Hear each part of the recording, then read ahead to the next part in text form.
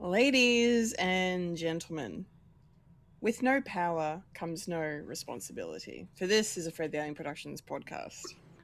Wait, that's not how that wine works. I assure you it does. Cue the music. Okay, I'm cueing music, but it's... I don't know what we're yelling about! We came, we saw, we kicked its ass! Finished. Oh my gosh. Are you telling me you built a time machine? Kind of a DeLorean? The way I see it, if you're gonna build a time machine into a car, why not do it with some style? Who is this? What's your operating number? Boring conversation anyway. Whoa, we're gonna have company! Loud noises!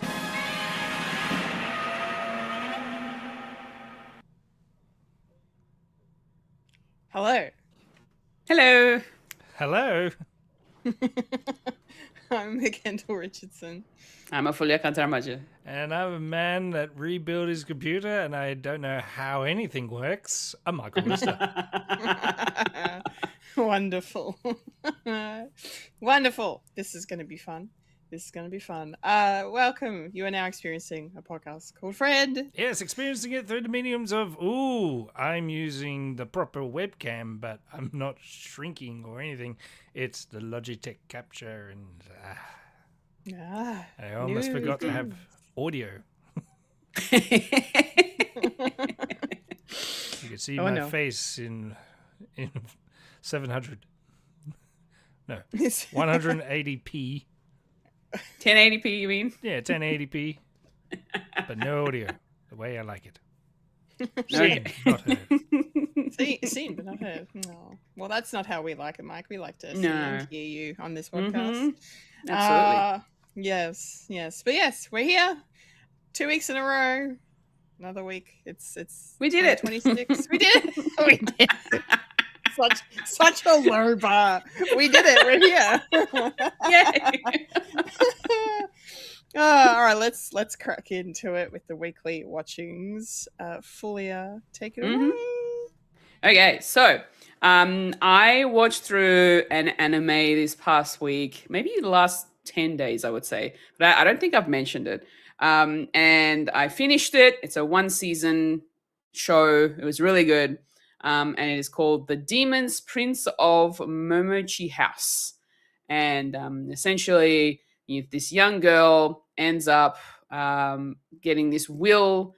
She has been bequeathed the parents' house, the family house up in the mountains. She goes there, finds people are squatting in the house, but then later on finds out that technically there's it's kind of haunted in a way, cursed. It's a cursed house, and the people living in it, there's two ayakashi or yokai, if you'd like, plus a someone who's protecting the city from all of the ayakashi, like the evil enemies that spawn from that area.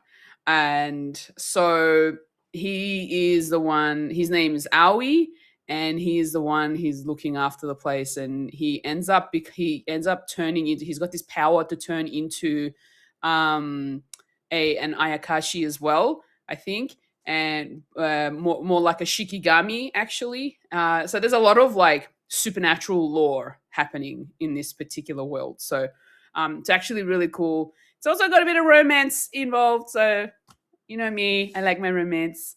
So it's really cute. But yeah, a lot of supernatural stuff happening in this particular show. So I really liked it for that. I'm continuing on my watch through of One Piece, sticking to anime. I'm nowhere near where Lister is. He's probably gone past the 400 by now. And I'm nowhere near that. So all I'm gonna say is I have gotten as far as 320, and I'll update you next time with where I am. For now, that's where I'm sitting. But there is a movie that I watched, considering that yesterday was the lovey-dovey day of the weekend. I ended up watching a rom-com by the name of Five Blind Dates. And this is an Australian-made rom-com, by the way, that is made through Prime Video.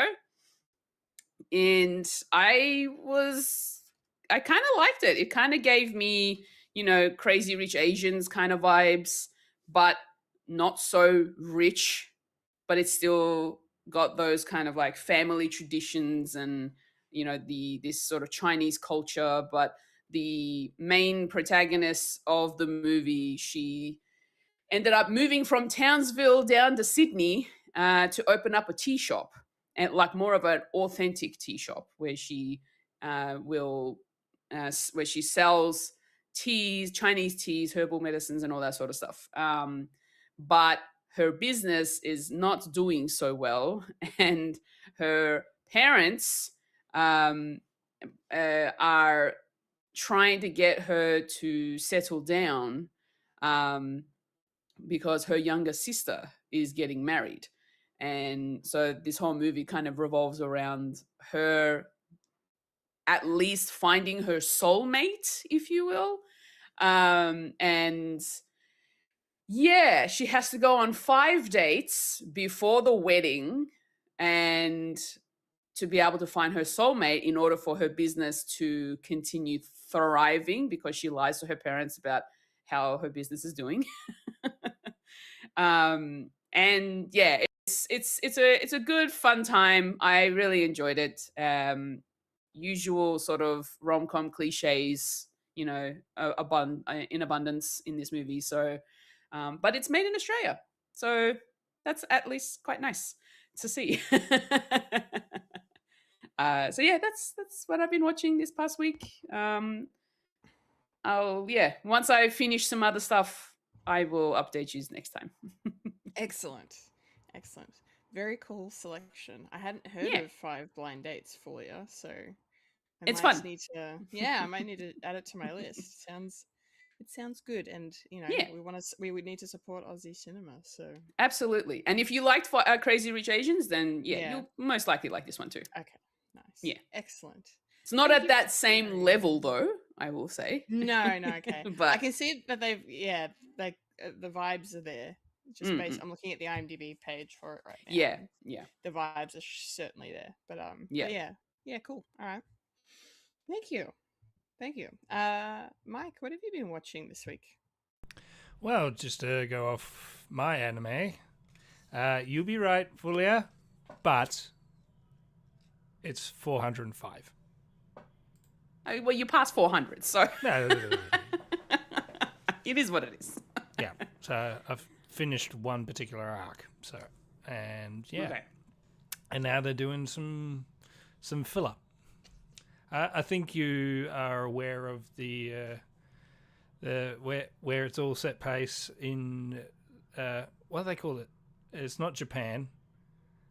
It's it's like Japan, but not Japan. Oh. But all the characters are the same, but they're different. Yeah, so I'm doing a couple of episodes of that because they need to catch up with the manga. And Yes. I think I know what you're talking about. That filler. Okay. Yeah. I think they did that while they were jumping from a bridge for the last 5 episodes. After one particular episode involving a straw hat, and can't really spoil it because hey, Kendall, hi. Hi. Can't spoil it for me either because I'll be there soon. Yeah. And yeah, it's exactly the same. Something horrific just happened, and they're doing filler. So cool. Like, I'm currently doing Water 7 filler. Like after the events of Water 7, they're back at Water 7, and then they're doing the extra little bits and pieces along the way before they leave. Yeah. So that means you've met Garth. Maybe. Garth? No. Garth. Garth? Oh, actually, maybe. It rings a bell. I mean, it's not a spoiler because the first live action sort of spoiled it. So involving Luffy's grandfather. Oh, that's right. Yes, I did meet him. Yes. Yeah, for the second time. Yeah. So that's the reason why. Some of the reasons why I'm actually wanting to watch the entire One Piece, so I don't get spoiled by Netflix. Yes. So yeah. So that's going good. Still doing my 5 episodes. Been watching The Pit. I'm up to date with The Pit. And are you up to date with The Pit, Kendall? Yes, thankfully I found some time today to get that in, so you can spoil away. I'm up Oh, to date. Louis.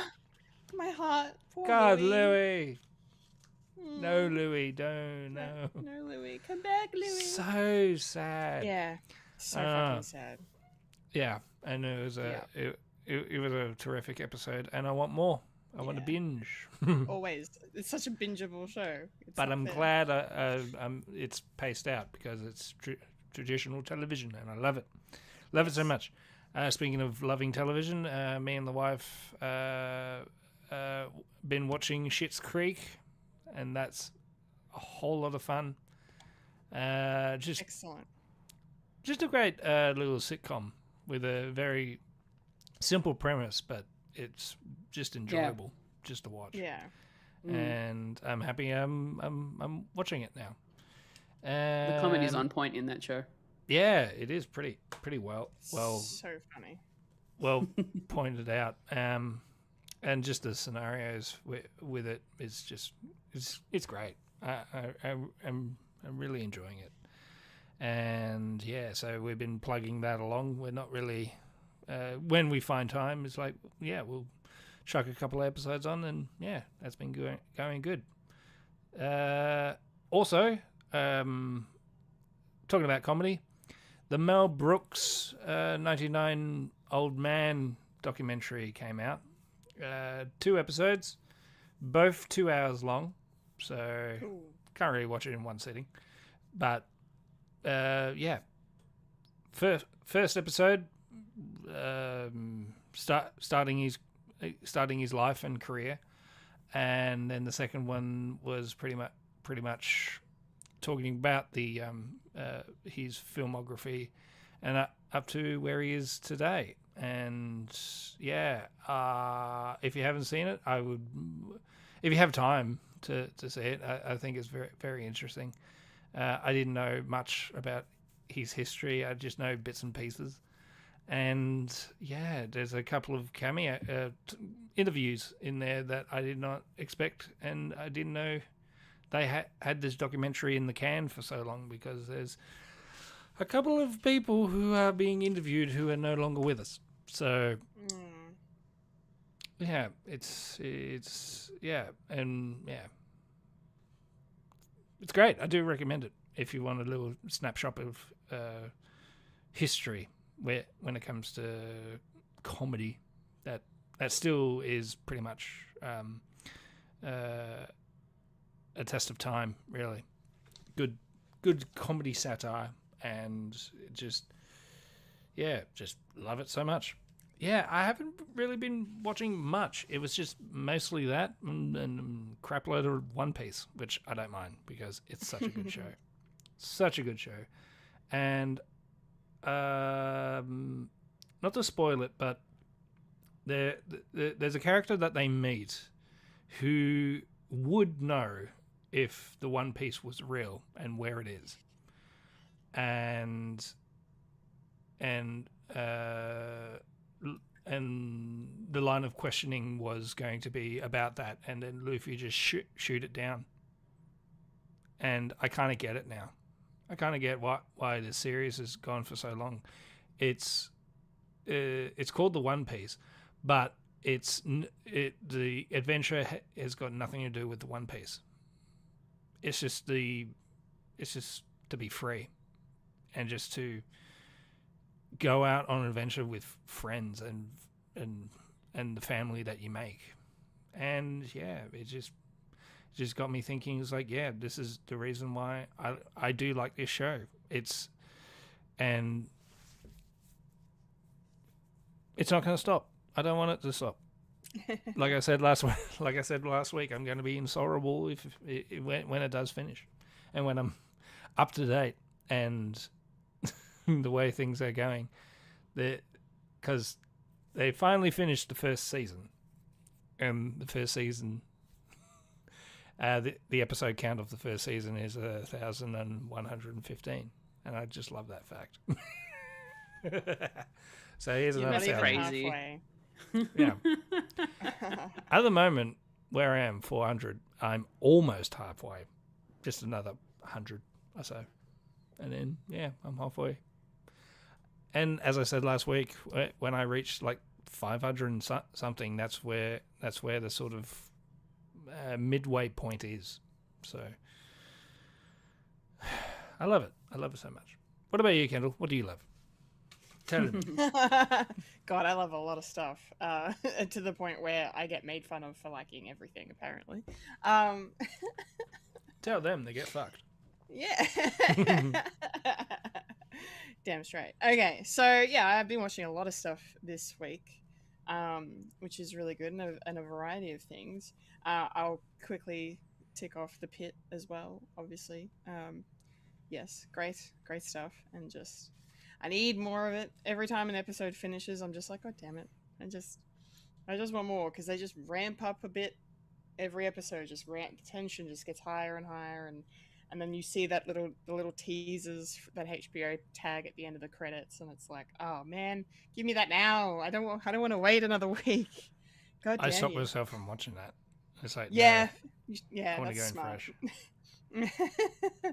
But yes, it continues to be excellent stuff, and I like how they've introduced this storyline of using AI technology to assist them with their charting and their paperwork and stuff that they have to do, and how this episode backfired a little bit. I was like, yeah, death to AI, death to AI. It was funny. Anyway, another show I watched this week, Night of the Seven Kingdoms. I didn't realize this show was only going to be 6 episodes this first season. Short, and we're past halfway now. Episode 4 aired.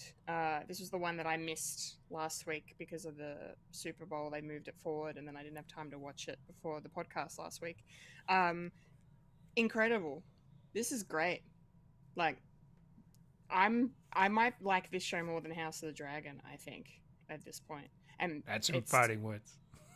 I mean, House of the Dragon is it. brilliant. Yeah. I mean, House of the Dragon is brilliant, and it has when it's really good, it's really, really good. And same with Game of Thrones, back in the day. But this is just exceptional, and I love this story that's being told, and it's a different look of the world of Westeros and the dynamics between all the houses and everything, but then a lower stakes thing of this hedge knight just trying to honor his former master and compete in a tourney, and then what it becomes and where it's going, is epic as hell, and the Targaryen stuff in this is just getting so juicy, and I'm so here for it. So it's brilliant. Yeah. It's really, really good. Keeping it with TV, and speaking of supporting Australian productions, my boyfriend and I have been watching Fisk recently. Yeah. He'd watched it before, season 1 and 2, but I hadn't seen any of it. So yeah, and we've kind of been binging it a little bit. Which means he loves it because he doesn't binge stuff, really.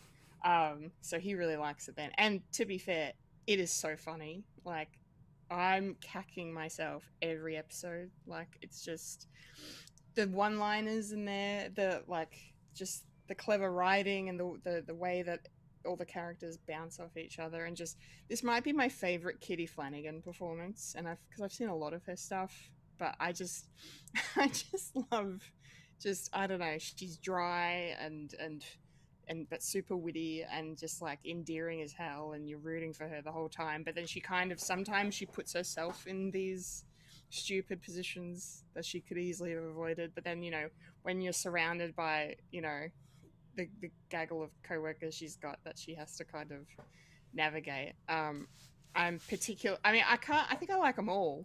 I don't know. I wanted to say I'm enjoying this person, but like no, I think they're all really good. I've never really seen Julia Zamiro in anything outside of Rock Wiz, so like engaging with her acting is a treat. She's commentating on Eurovision. Of course. Yes. Oh, but we don't talk about that because we're not part of Europe. Yes, and Aaron Chen as well is like so good. He's just he just encapsulates this like Gen Z, hipster stupidity, but in such a charming way. So I really just everything he says is just the greatest. So yeah, I'm loving it. I can't wait to keep watching. So I'm glad I found. It's probably one of the funniest Aussie shows I've seen for a while, to be honest. It's really, really good. And the co-stars, the guest stars that pop up in it, like it's a who's who of Aussie legends.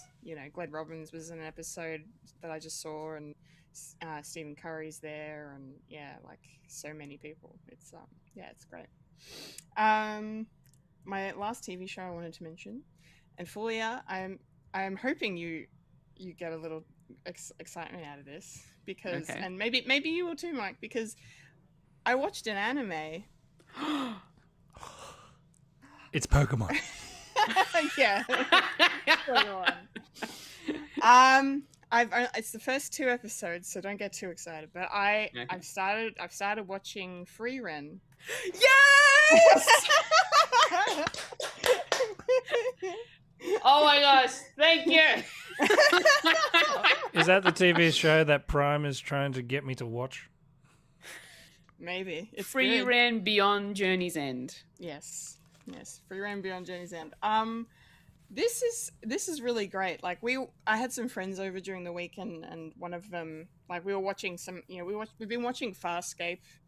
That's been our show that we've been watching for a while now, and we came to sort of an impasse where we like, we only have time for one more episode, but the next episode's part 1 of a 2-parter, and didn't really want to split them up, so we're like, well, what are we going to watch? It's too early for you guys to go home. What's happening? And then one of my friends, Sarah, you've met Sarah, Fulya, she suggested Free Ren because she's big into anime, as I'm sure you're aware, and and so she logged her Crunchyroll in on the TV, and away we went, and I was tearing up in the second episode. Like, such a good story. It's brilliant. Like the idea of, when we're catching up with our heroes, our party, I guess, because it's kind of got a party vibe.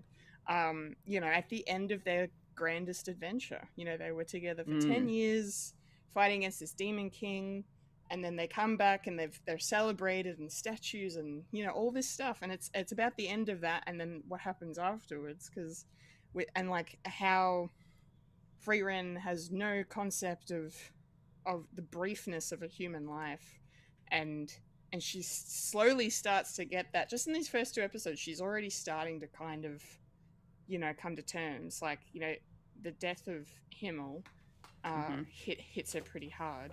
And I was like, oh my god. And then just like her realizing that, oh fuck, I should have.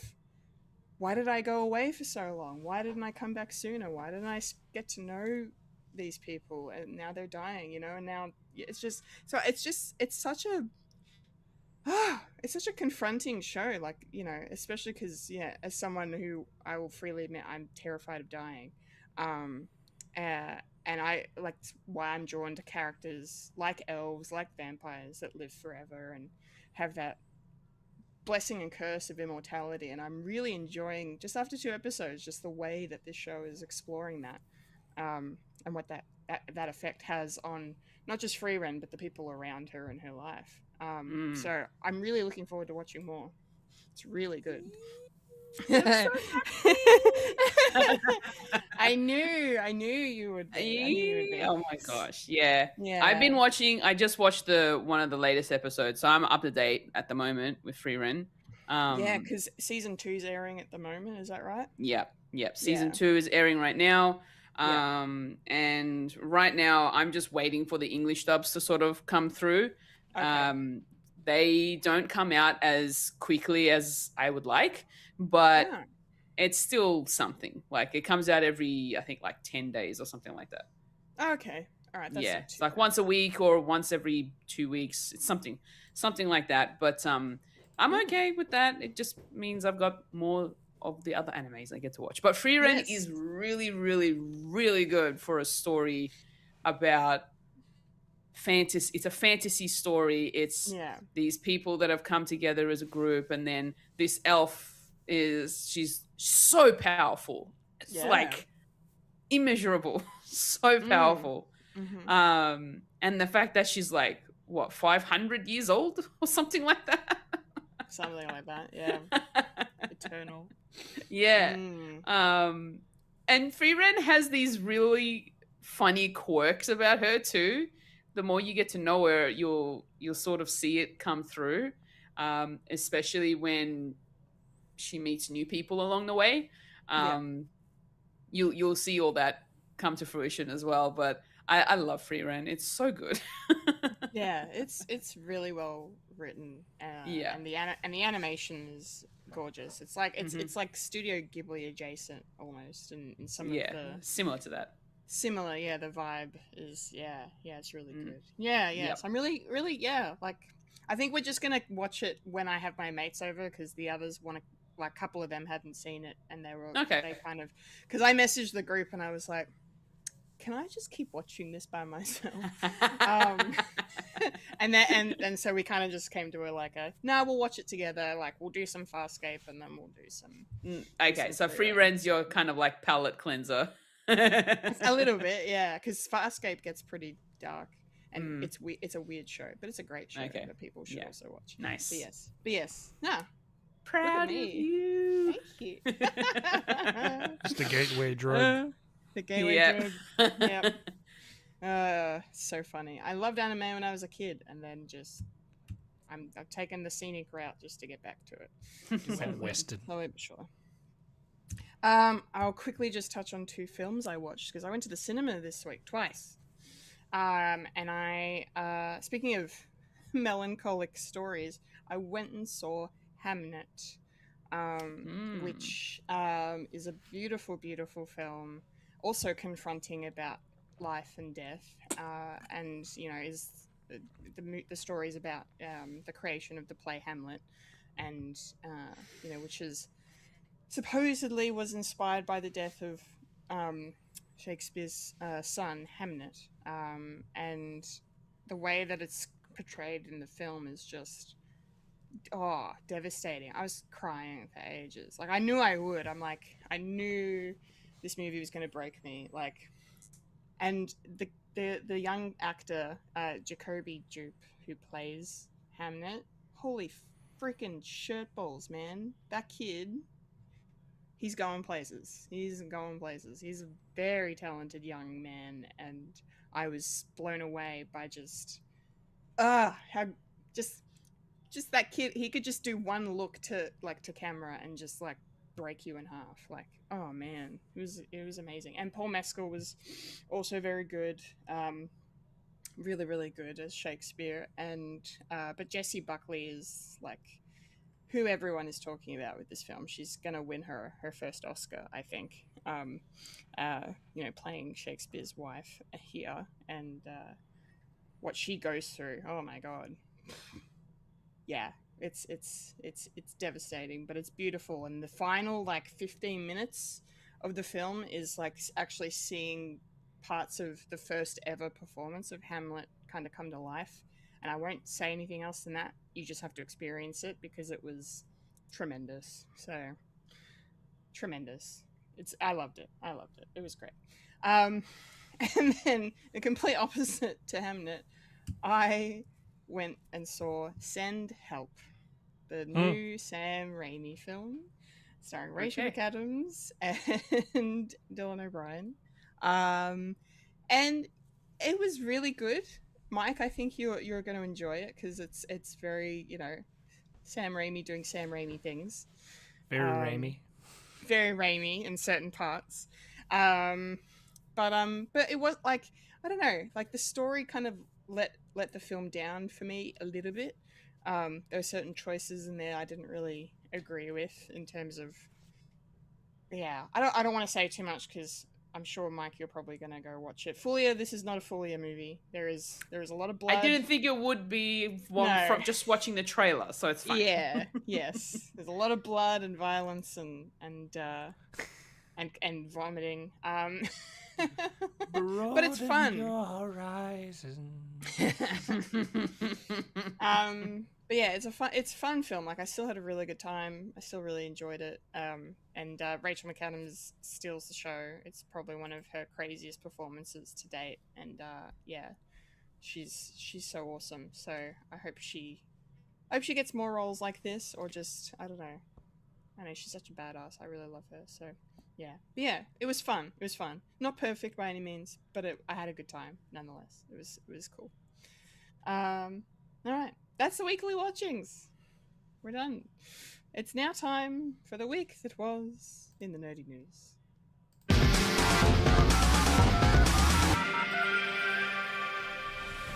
This is the news in nerdy news. The nerds that talk about the nerdy news. That is us who talk about the news that is nerdy. And now the queen of nerdydom, the hostess with mostest, Kendall Richardson. Take it away, Kendall.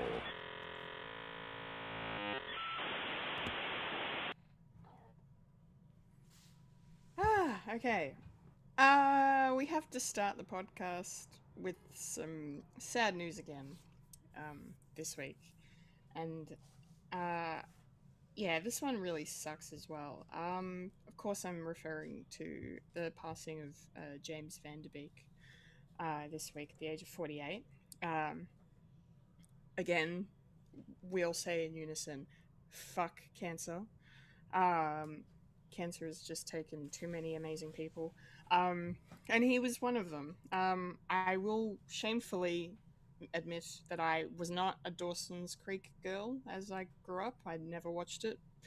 I wasn't really into soapy teenage dramas when I was in high school. I was watching Buffy and Charmed and, anything to do with the fantasy world. That was where my brain was. So not much has changed, really. Wait. Buffy's not a soppy teenage drama? Okay. Yes and no. Oh, it's got vampires, so it doesn't count. Dawson's Creek doesn't have vampires. If Dawson's Creek had vampires, I'd probably be more interested. Anyway. Dawson goes through a window like every night, so... Oh, maybe.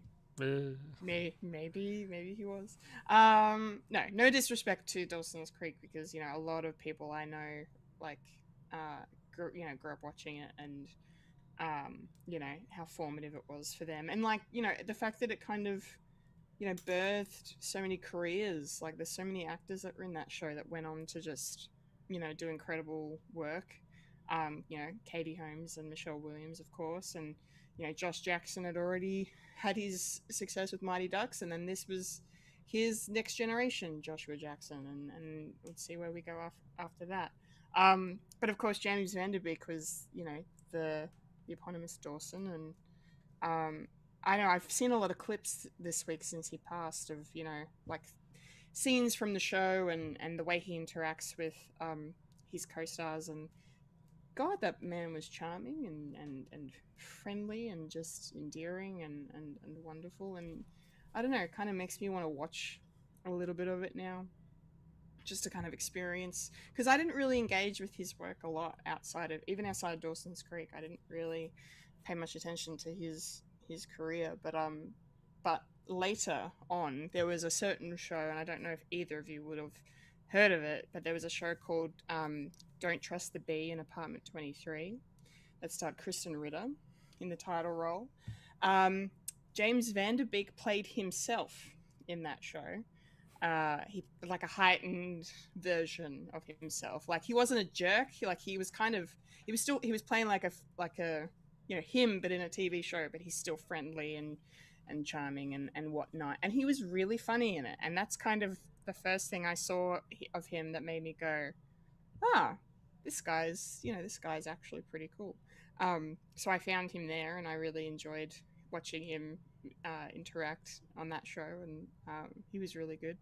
And then, of course, then later for me, because in terms of times when you're watching things, but he's in Jay and Bob, Silent Bob Strike Back, of course, and then he came back to do Reboot as well. So he's in both of those films. So yeah, so he had a very varied career, and I was following him on Instagram, and I saw his last post a couple of weeks ago, and I just I didn't want to believe it then, because I'm just looking at it and I'm like, God damn, he just doesn't. It was just sad to think he doesn't look well, that this thing was destroying him. But I didn't think it would get him, and then 2 weeks later, here we are.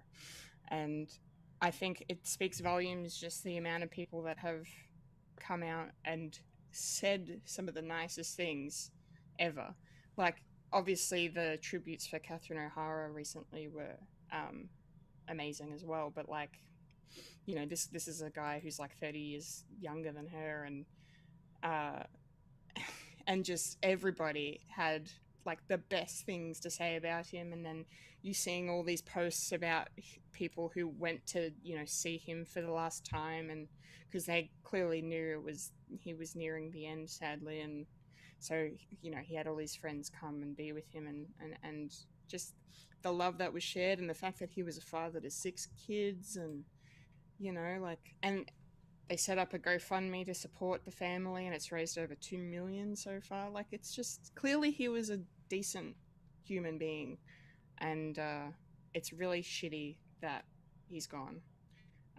So as much as I didn't interact with him in his career while he was here, but clearly the man left a legacy and an impact upon so many people, so he's going to be missed for sure.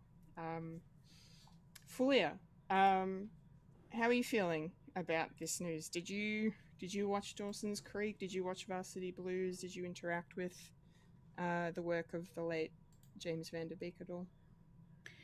Unfortunately, I didn't. It's one of those type of shows that didn't really hit me the way some other shows did. So Dawson's Creek, like, even though I knew of it, I knew it was there, I knew a lot of people who watched it back in the day, I just wasn't one of those people. And there have been a lot of shows that he's been in, like 1 or 2 episodes of, that I have seen, but it's like one of those things where, because he's only there for like an episode or 2, it's like you blink and you miss it kind of a deal. Like, if you don't recognize who he is, then you probably won't remember him.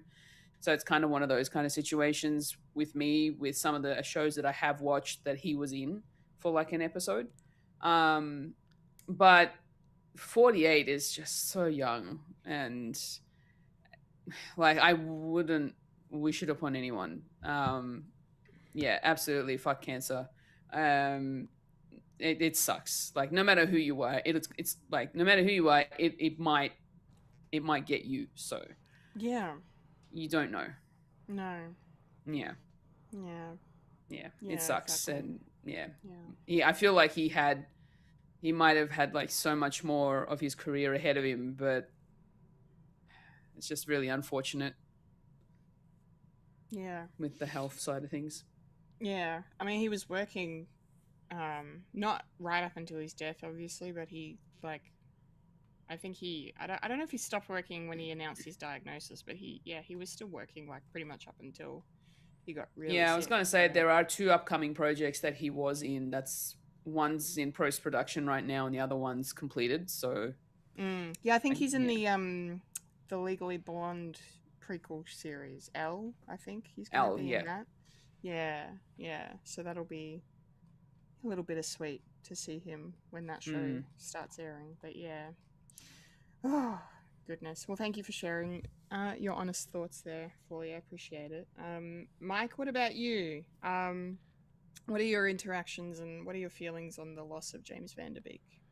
Yeah, it was a bit of a blow because I didn't really watch Dawson's Creek because I'm not. I just bypassed me because being a boy at that age, is like, no, I don't want to watch soppy stuff. But yeah, I just knew of him because of really Kevin Williams, who created Dawson's Creek, was also a writer for Scream and I Know What You Did Last Summer. And speaking of cameos in Jay and Silent Bob Strikes Back, he was also a cameo in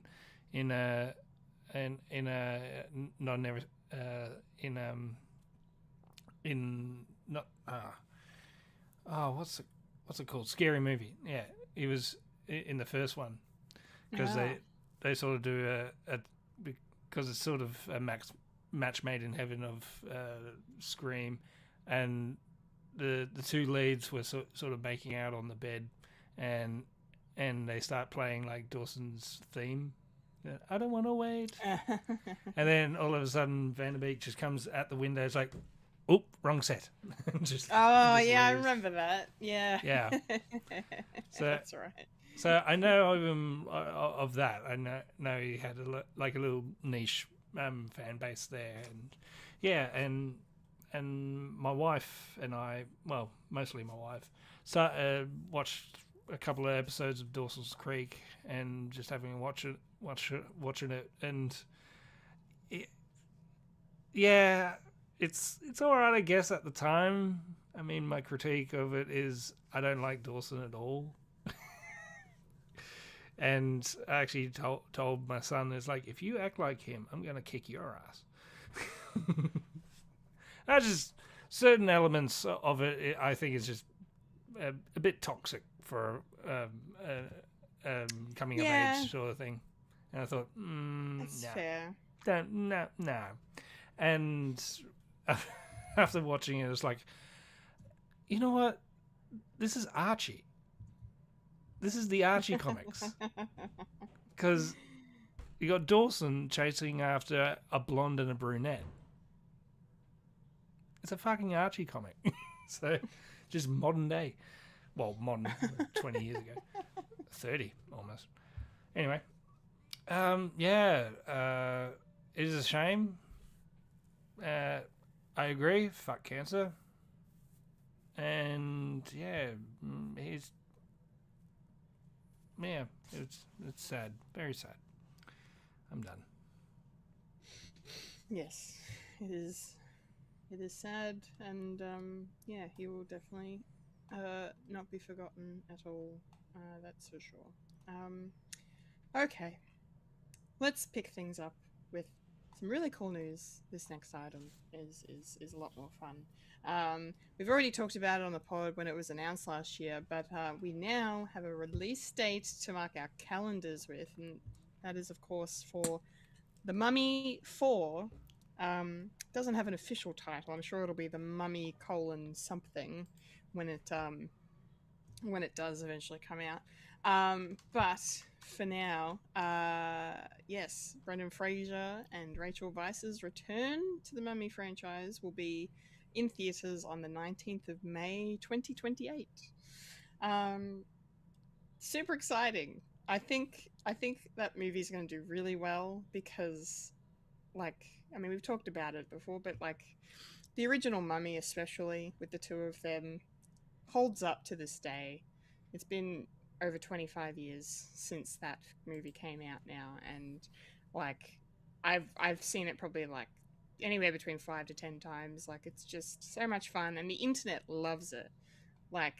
It is really found a fan base online.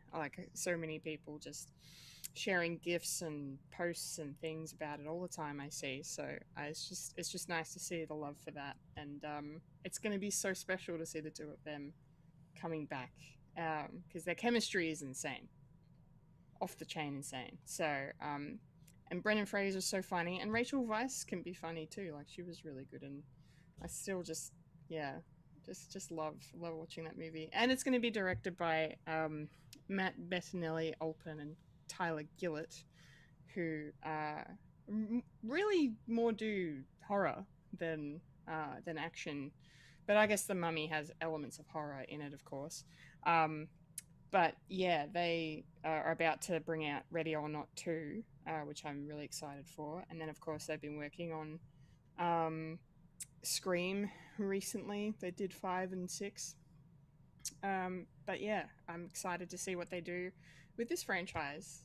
And now we can start the countdown. Fulya, I know you're excited for this movie, probably as much as I am. How are you feeling about the fact that there's a date in sight now for The Mummy 4? I kind of wish they didn't announce it because it feels so far away. It does. It does. Hey, but can I just, to that point, I realized just before, One Piece Season 2 is coming out like 2.5 years after Season 1, and I can't even believe that. Like that, It's insane. That went by like that. So don't worry, we'll be sitting in the cinema watching this in no time. Trust me. Oh, I hope so. I really hope so, because I really love the Mummy franchise. The trilogy was so great.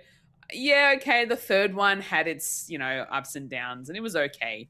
But the first two, especially number one, it's just so good and funny, and so much ancient Egyptian, mythology just being brought to life.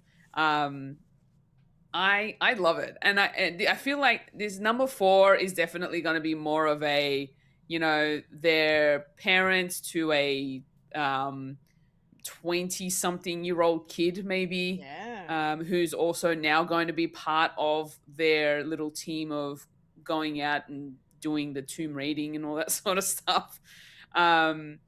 I can't wait to see Brendan and Rachel back on the screen together. It's going to be so great. But yeah, it's one of those movies where you just sort of just grab your popcorn, you sit down and you just enjoy it. And I'm very excited. Yes, absolutely. Yes. 100%. Mike, are you excited? Are you looking forward to this? What are your thoughts on The Mummy 4? I am. I'm very, very excited because I did like these as a kid, and they need to do a rewatch. I think I probably need to, upscale, go to Blu-ray and say, "Hey kids, this is The Mummy," and then scare the crap out of them how bad the CGI is. But I don't care. I wouldn't be surprised if they brought out a 4K version of the Mummy trilogy. Yeah. Oh yeah. Oh well, I don't have a 4K player. Yeah. Miss, I have a PS5. Yeah. Yeah. So I'm when just is it coming saying. out? Sorry.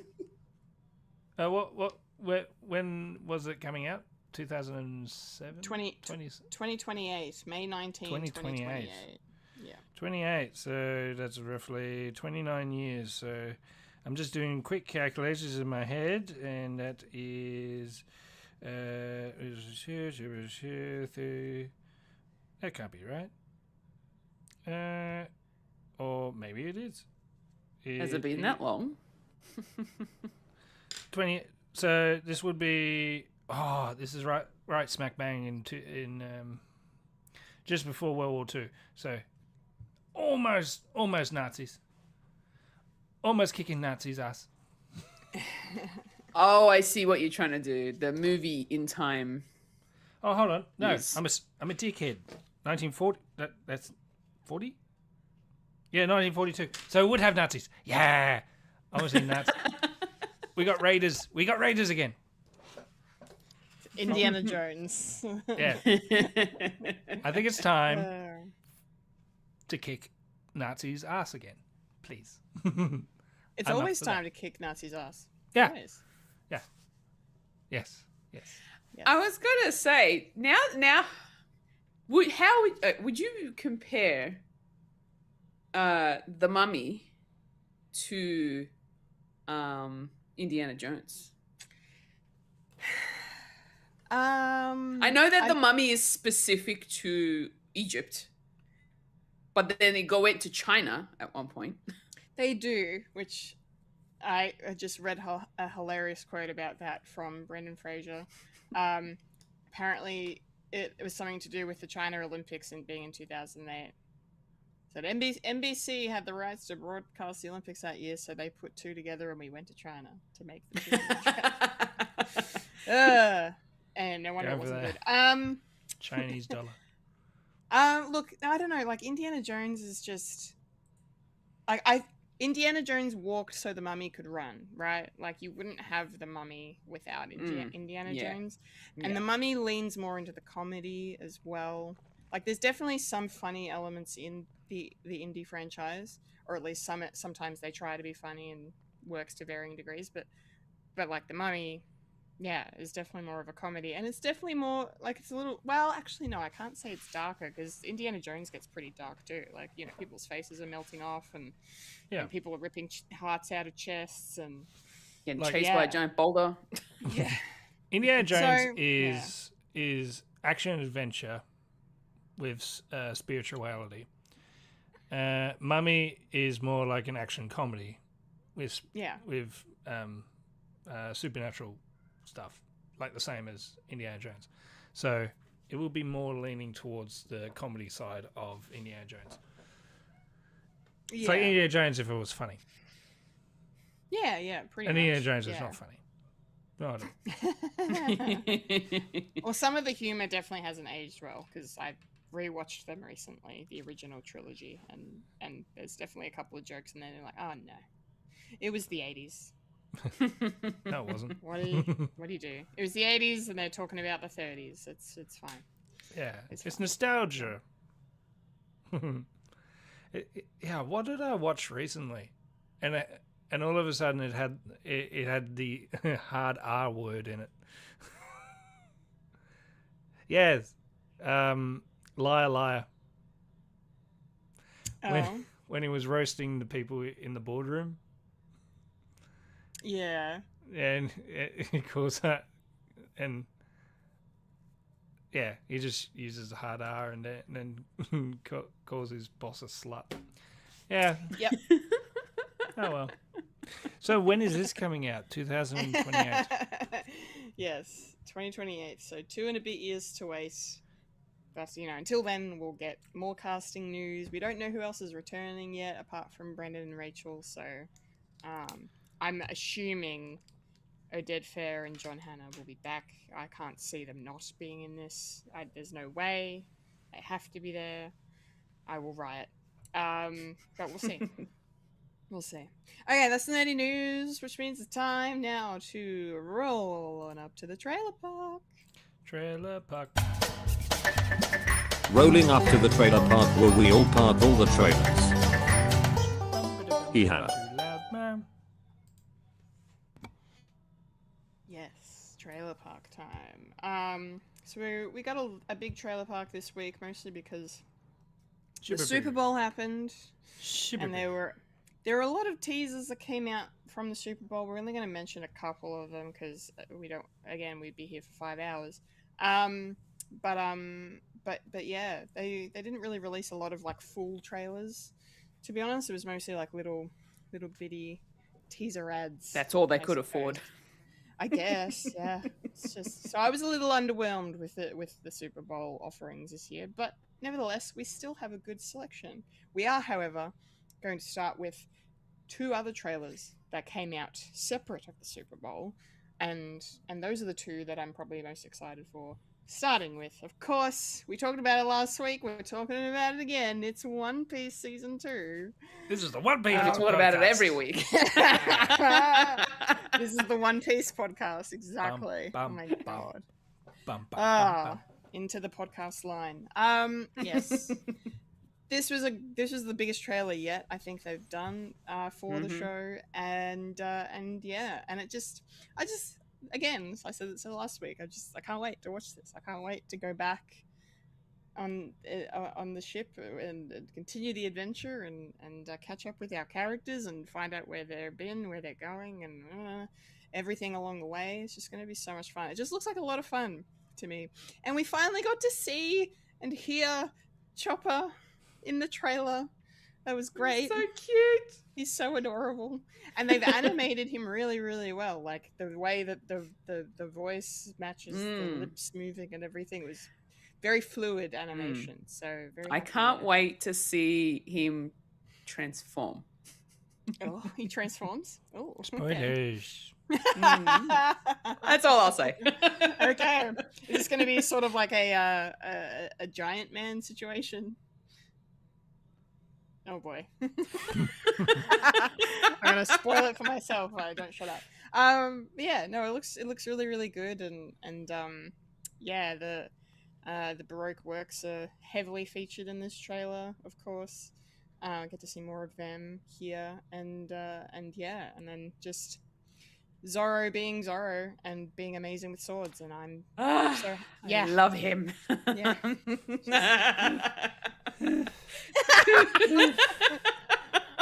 This is great. This is great. Yeah, and yeah, it sounds like they make it to the Grand Line. They actually get there in this season. Is that what's happening, or is that a spoiler? First episode, they get there. Okay. And there's also something, and we've seen it in the past, but something to do with the big whale that they seem to go into, and I'm getting Pinocchio vibes. Laboom. And not the bad Pinocchio from 2020. Yes. I can't wait. This is going to be fun. I am so stoked for this. It's a great trailer. The hype is real. I wish it was March 10 already. Let's go. Mario Day. Let's go. Oh yeah. Let's go. Let's go to the Grand Line. Yahoo. Yahoo. Fulya, continue the hype. How are you feeling about this trailer? How's I it have going for watched this trailer a few times. I'm Oi. so excited. Nice. Super duper excited. It's just gonna be a hell of a lot of fun. I don't care if the CG is gonna look bad. Like, it's a fun romp. Like, it's supposed to be ridiculous and silly. It's an adventure with pirates. I love it, and I can't wait to see Buggy return. He's pretty cool as well. Like Buggy. And then we're going to be seeing some new enemies. Baroque Works is going to be interesting. It's going to be really cool to see Nico Robin in this particular live action, just because of how her story sort of turns out in the anime. So I am looking forward to that, and seeing how she fights with her powers and stuff, and how that translates in live action. So that's going to be interesting. Yeah. Oh man, and Chopper, he's so adorable. And it was just nice to sort of put a voice to the face now. So that's gonna be really cool. But yeah, there's gonna be so much to see. We're gonna be seeing more. I want to see how actually Sanji goes in the live action. Like, I know that he's very in the anime, he's so chivalrous, and he loves the ladies. He really loves them. I don't know how that's going to translate into this live action in the way, because I don't think we really saw much of that in the first season, to be honest, with Nami. But I'm wondering whether or not he's going to end up being, like, we're going to see that side of him a bit more in this season, especially when he comes across Nico Robin. So yeah, that's going to be interesting to see. But Zorro, I'll watch his sword fighting all day. Incredible. Yep. But yeah, really looking forward to just seeing it all come to life again. It's so much fun. It is the best. Yeah, super exciting. Thank you for sharing, Fulya. I'm so glad you're so happy and excited for this. It's awesome. Mike, I of course I know already you're looking forward to this, but how hyped are you, and what are your thoughts on this trailer? I am very hyped, and I mean, a weird situation of the song Sailing Away. I can only hear Eric Cartman singing. Yeah, yeah. I'm glad I did not. Why are you only hearing him sing it? Because that's the only version I know. Same. Fulya, you need to look it up. It's intense and hilarious. But literally, we were me and my partner were sitting watching the trailer, and then he heard the music, and he's like, "Ah, it's coming." Just straight away. I'm sailing away. It's a treat, Fulya. I think you enjoy it. Yeah. Yeah, I put it in the but Discord chat. but yeah, it just watching it because the previous one was just a teaser, but this was full-fledged trailer, and I'm so hyped. I'm so happy of where we are, and where I am in the anime.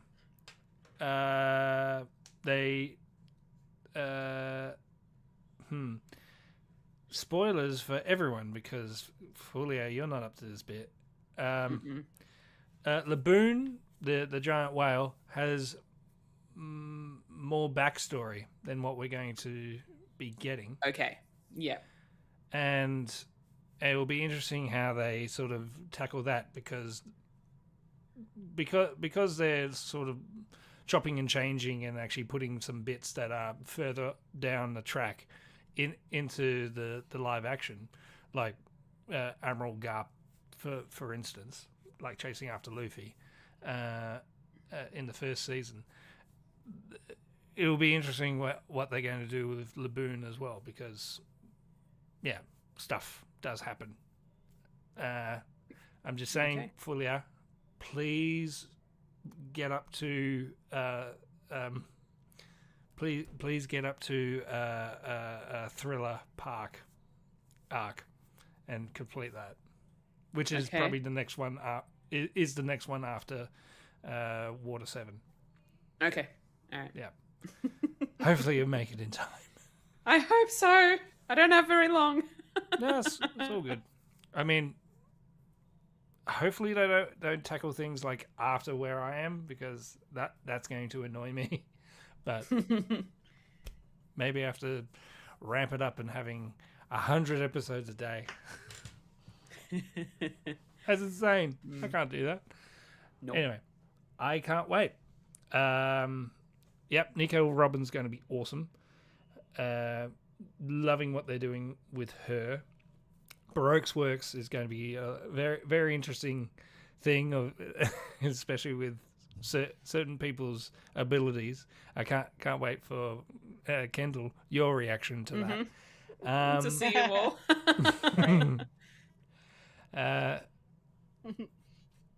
You got a bit of snot there. Anyway, also this sort of is the precursor to the Alabasta story as well. So I want to see what they happen with that, especially with Vivi. And yeah, and with Sanji, I think they're doing a decent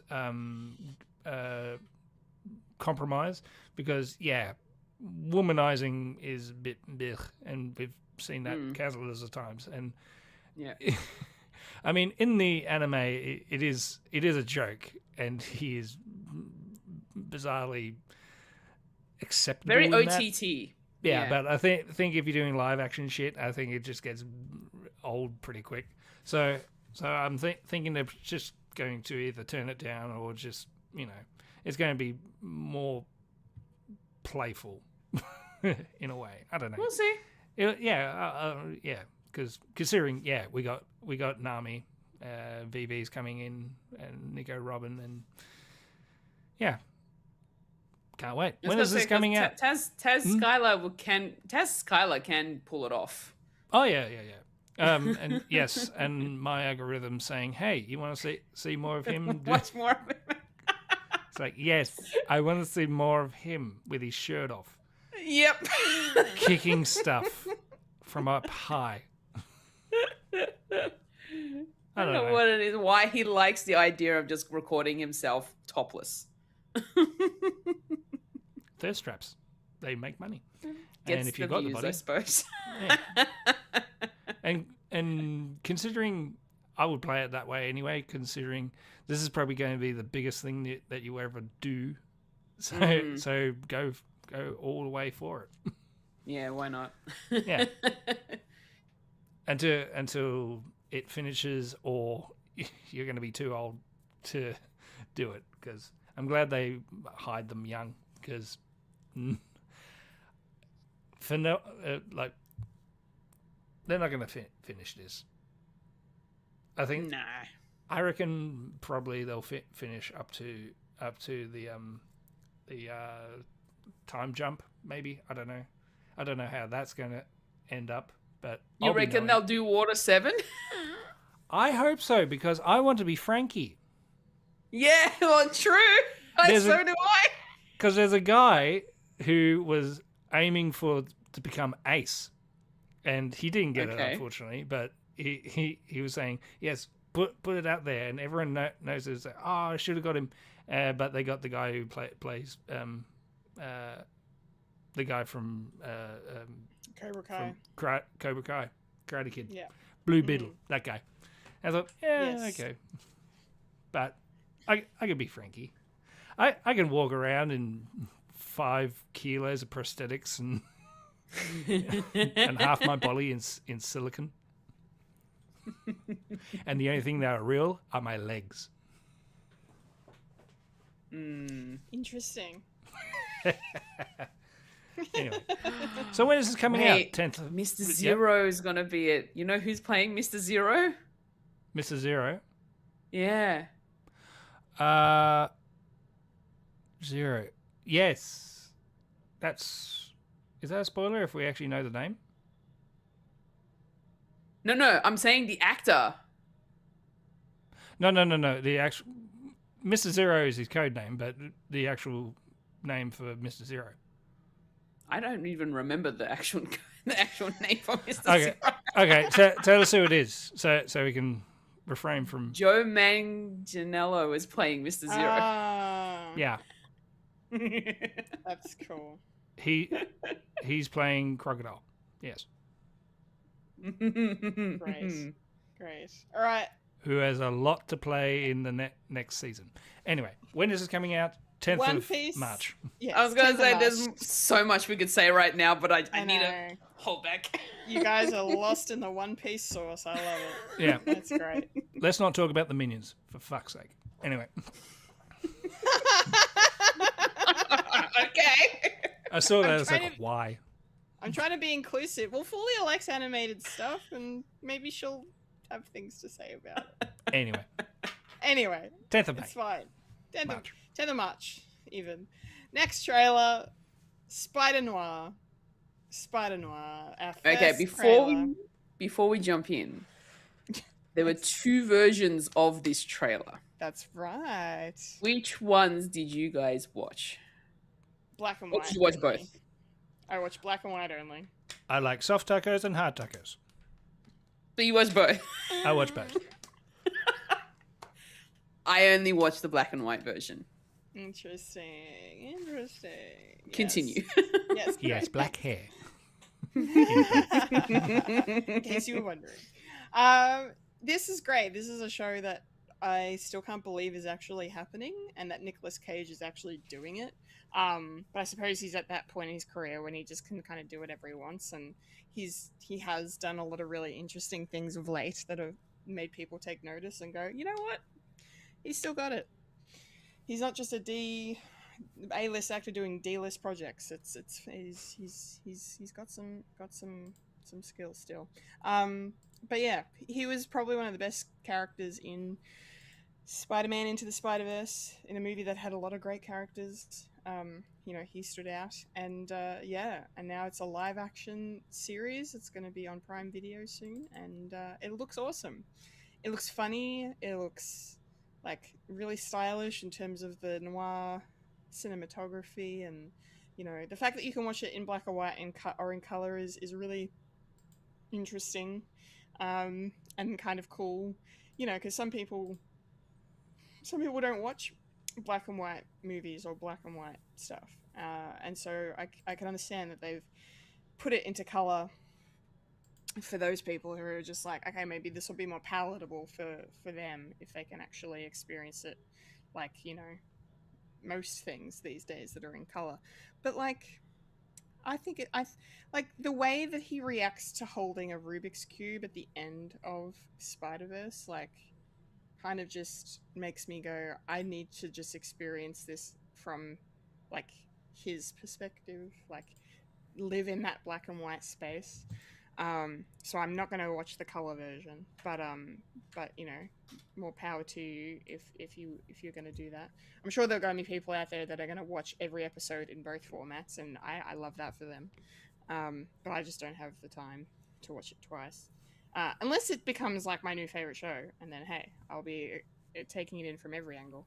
But no, it looks good. Nicolas Cage looks like he's having the most fun ever, as he often does, and yeah, I'm really looking forward to watching this. It was a cool trailer, probably my favorite of the bunch this week. What about you, Fulia? You excited for Spider Noir? Did you like the trailer? I'm surprisingly actually looking forward to watching this. And after watching it in black and white, I was even more intrigued. I'm like, oh, this actually looks really cool and very sort of like mysterious. And I kind of like the vibes that it's going for. Nicolas Cage, man. I don't know what it is, but him playing this Spider-Man character, and he has like it's almost like he doesn't care about the consequences, I guess. But it's more like, I have this power, I don't know what to do with it, but he ends up just fighting his way through and not giving a shit. Kind of got that vibe from him. I think he's still trying to figure out why he has it and all that sort of stuff. And I know this is a Spider-Man movie, but I just didn't like the close-ups of the spooters. I'm sure you weren't really happy about those. Yeah, that's valid. Yep. Oh yes. Arachnophobic's rise. Yeah. And then cower in the corner over there, away from the tiny spider. Absolutely. But yeah, no, it looks like it's going to be really cool. I don't know whether I'll watch it in the color version as well. I'm kind of thinking about it, like whether I should watch it in the black and white first and then go back and watch it in the color version just to see the difference. But I don't know, maybe I'll just enjoy the black and white version so much that I probably won't go back to the color version. Who knows? I don't know. And it also depends on how long it is, so we'll see. But yeah, no, I'm looking forward to it. Excellent. What about you, Mike? You excited for Spider Noir? I'm very excited. I saw this, I thought, oh, this looks awesome. Even for like comic book movie, well, TV show. Like, I even showed my wife and said, hey, are you interested in this? And it's like, what is it, Spider-Man? I was like, yeah, but have a look at it. And she watched it, and I thought, we can watch that together. I was like, yes. Because she's not that big into nerdy shit, but she watched Penguin, which was great, and the Batman, and yeah, finally get her into something else that's Marvel. The first Marvel thing that she is more than happy to watch, so that's good, because she's one of them normies that doesn't like that. She watches Marriage at First Sight unironically, so in order to get her away from that crap, I'm more than happy. And yeah, me watching this, I'll probably stick like you, Fulya, stick to the black and white and see how I go with the color. I don't know, depending how long the episodes are. If they're like half an hour, then I don't know, I could probably fit them in. But very excited. Anticipation is great. So when is this coming out, Kendall? When is this coming out? That is a When? fabulous question. It's not that far away. It will be dropping on Prime Video on the 27th of May. Yes. Okay, next trailer. This is the first of our Super Bowl teasers that was dropped. And of course, it is the one and only The Mandalorian and Grogu. I was really hoping for a full trailer, considering it's been a minute since we got that from this film, I think. So I was a little disappointed that it was just like a little more like an ad for the film than even a teaser trailer, to be honest. But Tauntauns are back. Like, that's exciting. That's cool. And we thought they smelled bad on the outside. Yeah, that's cool. And then, Grogu getting to use little force ability again is just, we love to see him doing that. And yeah, the voiceover, I don't know who did the voiceover. I couldn't recognize the voice, but it wasn't Pedro, of course. But yeah, but interesting little tease. What did you think, Fulya, of this? I'm actually I'm kind of with you. I wish we got a little bit more of the trailer. But I guess being that it was at the Super Bowl kind of makes sense that it was like a really short snippet of it. I was like surprised to see Tauntauns, so that's going to be cool. Yeah. To experience those creatures again.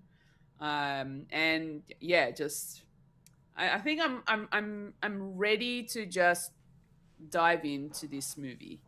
I know that there's still a little bit of time before we get to see it, but considering that when it's coming out, that we haven't seen like a bigger trailer, we might see it, I would say, maybe a month or so beforehand. So maybe in next month, maybe we might see a bigger trailer, I would say. Yeah, probably. Yeah. But you know what? Even if I don't get one, I'm just ready. I want to watch this movie already. It's been so long since the last season of the show. Yeah. And now I'm kind of missing it, and I really want it in my life again. Yeah, exactly. Yeah. Yes, I share your sentiments. Thank you very much. Mike, what do you make of this little ad thing that they put out here for this one? Yeah, I'm kind of confused of just doing a teaser from the previous teaser. Yeah, and I had a look at the calendar and noticing where it comes out. Yeah, they're cutting it a bit fine. They need to get something out by the start of March so they can get the hype train happening, but I don't know. And unfortunately, no, it's not one of my anticipated films.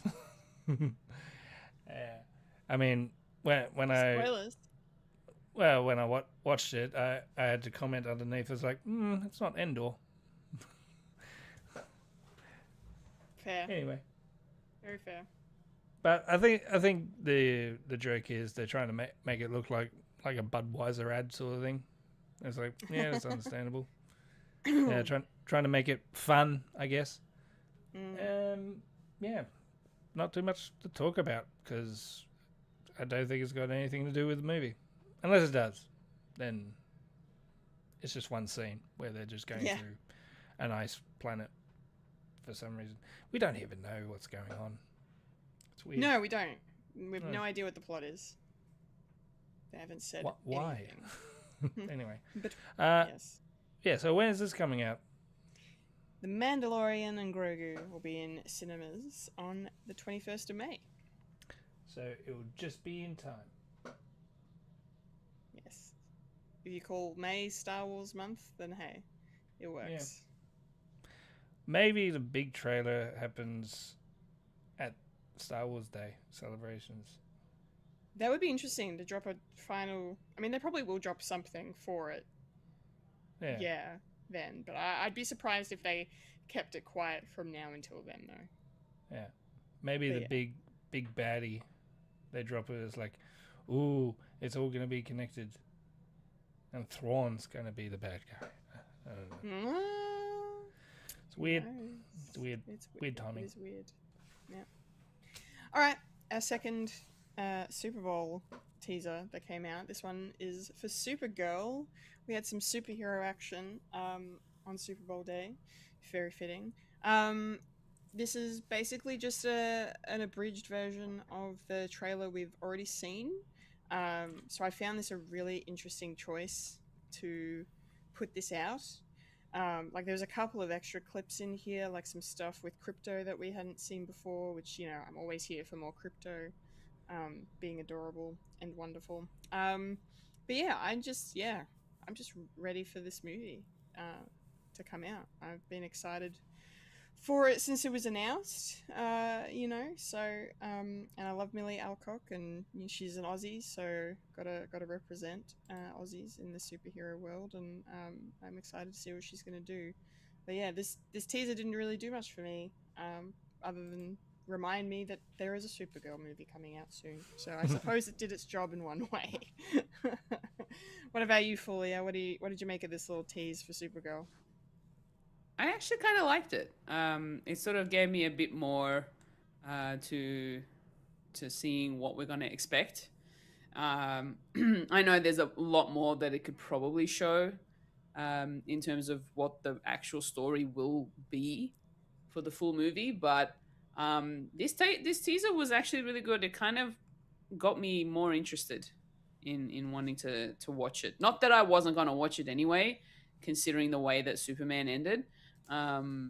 But yeah, no, I am looking forward to watching this. It's going to be an interesting take on Supergirl. I haven't really delved into the lore of Supergirl myself. Like I haven't watched the show in terms of like the oh boy, where did it air again? Was it on HBO Max? Was no? it there? What are you talking The about? Supergirl series. CW. Oh, sorry, CW. CW, that's the one. Yeah, I didn't jump into that.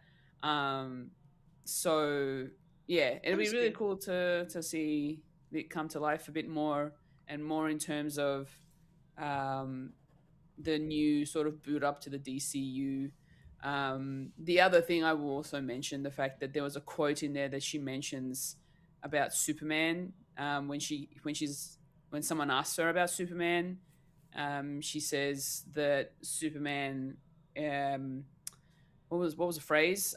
Superman sees the good in people. Sees the good in people, and she sees the truth.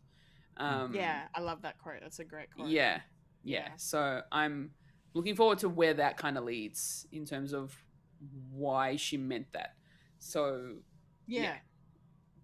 It says a lot about her character just with that one line, right? Absolutely, yeah. I feel like she's gone through a lot as well by the sounds of things. So, yeah, like I said, just curious to see where this goes. So I'm looking forward to it. Jason Momoa is back in the DC in another DC movie. Yes, not playing. No longer Aquaman. So that'll be interesting. But yeah, it'll be cool. I'm looking forward to it. Excellent.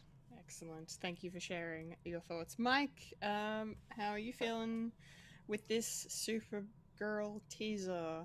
How's it going? Yeah, it's all the same as you, Kendall. Just a reminder that it's going to be around, so I can't wait for that. Love seeing Crypto. Not a real dog, but I think the emotional sting is probably going to be for that, and how their relationship has galvanized themselves after Krypton exploding. So we'll probably get more of a backstory of what happened on Krypton with this story, because we know the story with Superman, but it's just going to be seeing it through another person's eyes, and that's through Supergirl, and how she's dealing with it. Not well, apparently. Yeah. No. She's gone the Mighty Nine's not. She's drinking her stuff away. So Yeah.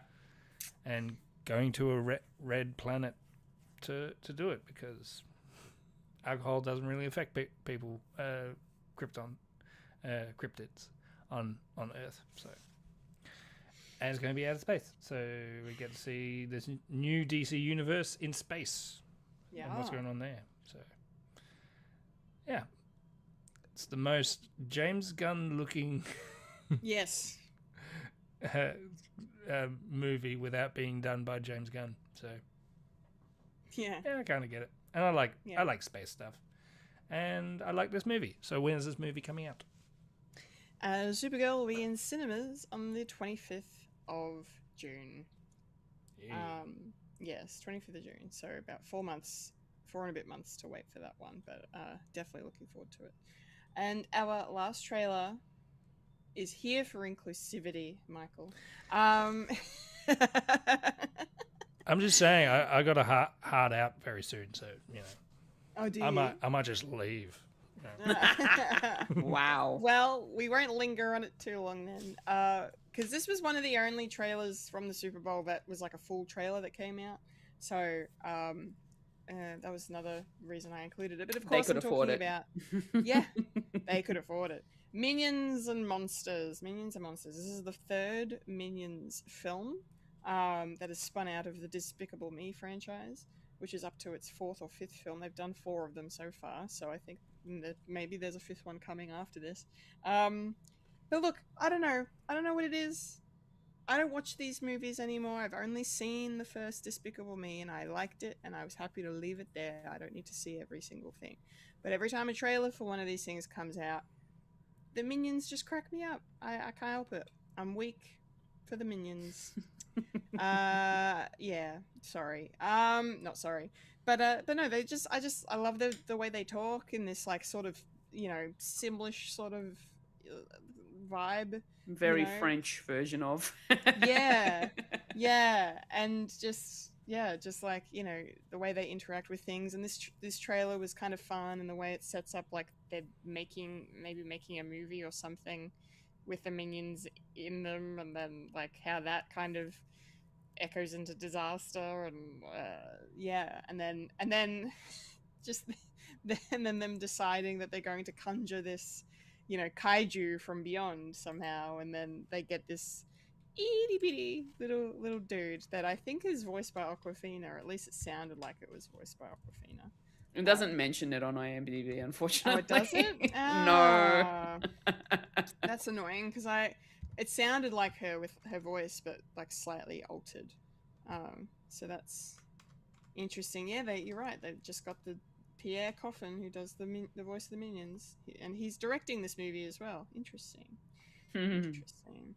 But yeah, look, I'm not gonna watch this because again, I've seen one, I've seen them all, but it's nice to kind of just have a little bit of a giggle, because I was laughing. I just thought it was funny and it was entertaining, and yeah, you know, it's successful for a reason, I suppose. So, what about you, Fulya? Did you like this trailer for Minions and Monsters? Are you tempted to watch this?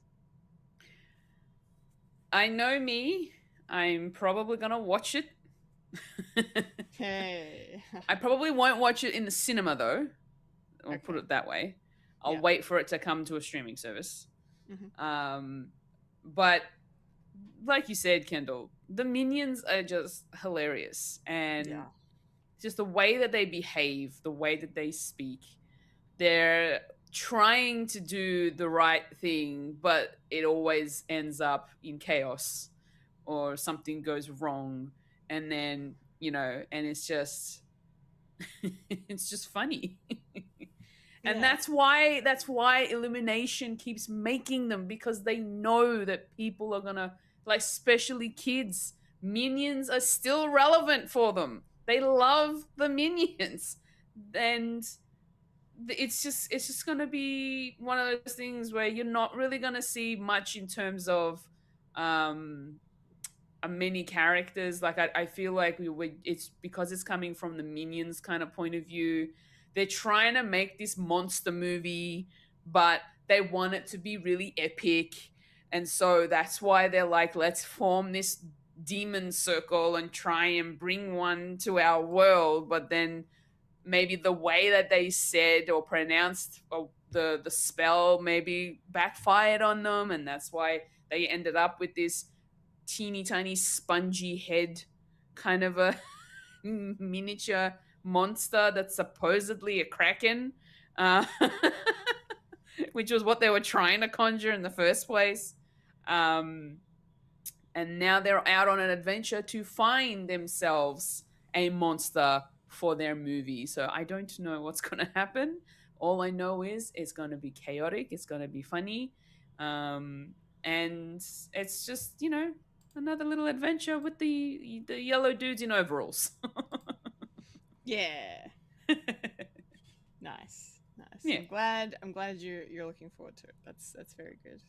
I wouldn't say I'm looking forward to it, like I'm really Okay. excited for it, but I'll still watch it. You are. I probably, yeah, Yes. I will. It's something you will watch. Yes. I will watch. Fabulous.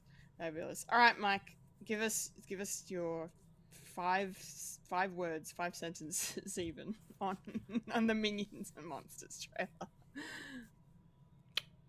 It's not a kaiju, it's a Cthulhu.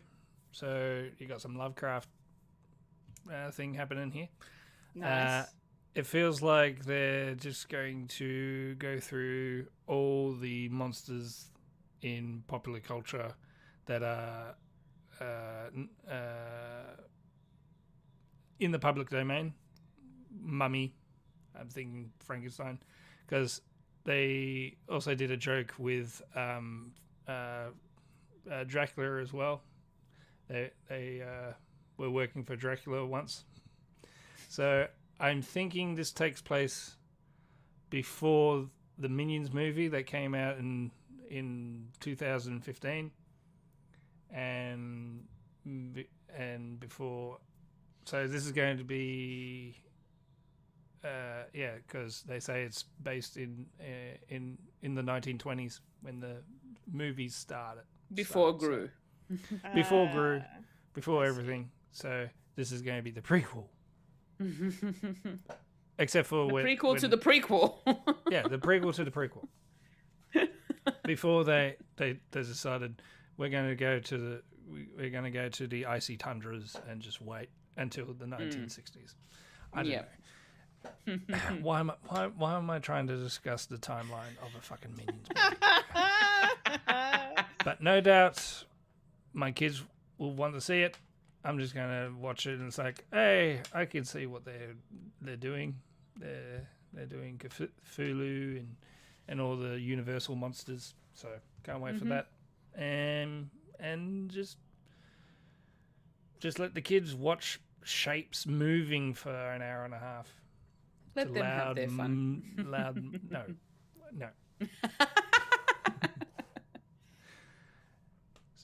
So when is this coming out, Kendall? Minions and Monsters will be in cinemas just before Supergirl, and that's the 18th of June. Okay. Yeah. 18th of June. All right. Is that it? That's- We can go. That's Trailer Park. Trailer Park done, which means it's time for the moment, the segment, Sweet. section, the part, the place, the anticipation section we like to call Popcorn culture. well done. Well done, Fulya. Yes, it's popcorn culture time, which means we are going to discuss a thing, but it is not our usual thing. But No. needless to say, I'm very excited for this most anticipated of topics. Um, today we're actually going to be talking about movies we are looking forward to in 2026. We have a top three we are going to discuss, each of us, and then some honorable mentions as well. So it was really hard, I'll just say for me up front, because I think I had 14 movies on my short list and I could have had more. But I Wow. managed, yeah, I managed to whittle it down to a few honorable mentions and my top three. So, um, how did you guys want to do this? Do we want to get the honorable mentions out of the way and then sort of like, did you guys order your top three, or are they in no particular order? Like, what's the thought here? Why I have a not? choice, and I can't pick. Mine's not in any particular order, but I was kind of thinking maybe we did like we go through one at a time. Yes. Our number three, number two. We can do like unless you want to do. I'm happy to do honorable mentions first, just to quickly get them out of the way, and then we can talk about the three that we're going to be discussing more detail. Um, Yeah. that's totally fine. Yeah, Yeah. because mine's not Yeah. in any specific order. Yeah. Cool. All right. Well, I guess yeah, we'll just do the honorable mentions, one at a time, and then we'll just keep circling around 3, 2, 1 until we're done. Cool. Yes. No order needed. Mine's in an order because that's just the way my brain works. But my honorable mentions aren't, and I'm just gonna word vomit my honorable mentions right now, because I have 1, 2, 3, 4 of them. Um, the most recent like movie in terms of like close to coming out is for honorable mentions is Project Hail Mary. I'm really looking forward to that. Um, I think it's gonna be really good. It's based on an Andy Weir book. He wrote The Martian. The Martian was great. Ryan Gosling's in this. It's a space movie about the trying to save the Earth from the sun dying, and then Ryan Gosling's character meets an alien in space, and they become buddies, and they have to try and save their respective worlds together. And I think it's going to be a really great movie. It looks really really good, and it's done by Phil Lord and Christopher Miller. So, I mean, another big tick right there. So I can't wait for that. Next in the list, I'm sure I'm not going to be the first person or the only person to mention this one, but Coyote versus Acme is an honorable mention for me this year. I was very very happy when they finally announced that they were gonna, actually put it out. Thanks to, I forget the name of the company that saved the movie, but thank you to them. Tomato sauce or something. It's got a funny name. But yeah, so it's going to be so cool to finally see this because the premise is so cool. Like, of course, Wile E. Coyote would sue Acme for all the failed products in trying to catch the Roadrunner. Like, that's just such a great idea for a film. And like it's got the Roger Rabbit vibes of the animation mixed with the live action, and I think it's going to be good. So I can't wait for it. The next one is Dune Messiah comes out this year, the third Dune movie. That's at the end of the year. I have no idea where the story's going, but this is the third Denis Villeneuve Dune movie starring Timothée Chalamet and Zendaya, and this one's going to introduce Robert Pattinson into the story. I'm not sure who he's playing, but I believe he is playing a villain or an antagonist of some kind, so I'm looking forward to seeing what the hell he brings and his connection and where the story's going, because number 2 ended in a bit of a like ominous place, and I liked it. So I'm looking forward to Dune Messiah. And the last honorable mention for me is Godzilla Minus Zero. I loved the first one, Godzilla Minus One. It was, probably one of the best Godzilla movies ever made. I think a lot of people would agree. And I haven't seen all of the Godzilla movies. I've only seen a couple, but the fact that it's made in Japan by an incredible Japanese group of filmmakers and actors and crew, and you know, they won an Oscar for visual effects for the first film, so it's just really cool that they're riding this wave of success and bringing the story back for a sequel, and where is it going to go? But if it's anywhere in the realm of where the first film went, then it's going to be brilliant, and I'm really looking forward to what they do. So Godzilla Minus Zero is my last honorable mention. That's it for me. Yes, Fulia, take us through your honorable mentions, please. What do you got? Okay, so I've got some that we've probably already mentioned. Supergirl, I am actually looking forward to that. I really do want to see that. Avengers Doomsday. One of the Marvel films that I'm actually looking forward to, at least. Considering what we've, been leading up to in regards to that with the movies and the shows that we've seen so far. Yeah. So I am curious to see how that is going to turn out. Michael, we talked about the trailer for that last week. Yeah. And so now I am more curious about it, and I'm really looking forward to that. And cautiously optimistic, the Moana live action movie. Ooh. That is also on my honorable mentions list of movies I am looking forward to this year. I need to see what's his name? I need to see Dwayne's character. Yes. Maui. Maui. I was getting there. I need to see Maui. All we've gotten is the back of him, and you can definitely tell that is Dwayne's body. But I need to see his face with the hair and see how that actually works. Yeah. So yeah, I am kind of looking forward to that, and just to see whether or not it's going to be,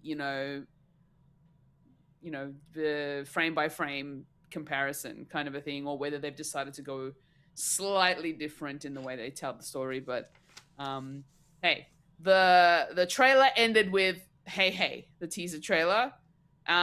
So at least we know that Alan Tudyk's in it. Yeah. Or at least he's a voice. The voice. So yeah, they're my honorable mentions. Nice. Very cool picks. Mike, take us through your honorable mentions for 2026. Pretty much the same as you all. Coyote versus Acme, Godzilla Minus Zero, because it was phenomenal. Probably another honorable mention is the Legend of Aang, the sort of sequel. That was on my short list. Yeah. Sequel to Last Airbender, and also in honorable mention, Spider-Man, Brand New Day, because it looks very interesting.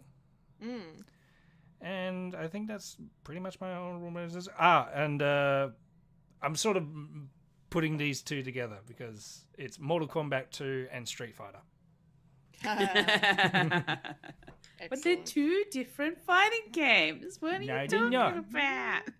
If it was a Mario Smash Brothers movie, I would be putting three of them together, and that will be the trilogy. Wow. Brilliant. Yeah. All right. Nice. Very good honorable mentions from everyone. Let's dive in and start with our third picks, each of us. And I'm actually going to say my third most anticipated film for me for 2026 is Avengers Doomsday. And it's weird because I have a very complicated relationship with this movie already. Because I've been very clear on the podcast, and we all kind of share a similar opinion, I think, of it kind of just feels like a Hail Mary, not to make a movie pun, but it just feels like they've course corrected, yes, but maybe they've course corrected too much because we're bringing back everybody. The whole band's coming back together. All our favorite characters from the Infinity Saga basically are returning, and whether or not they're playing the same characters or they're playing new characters, they're coming back regardless. We've got the Russo brothers back on board directing.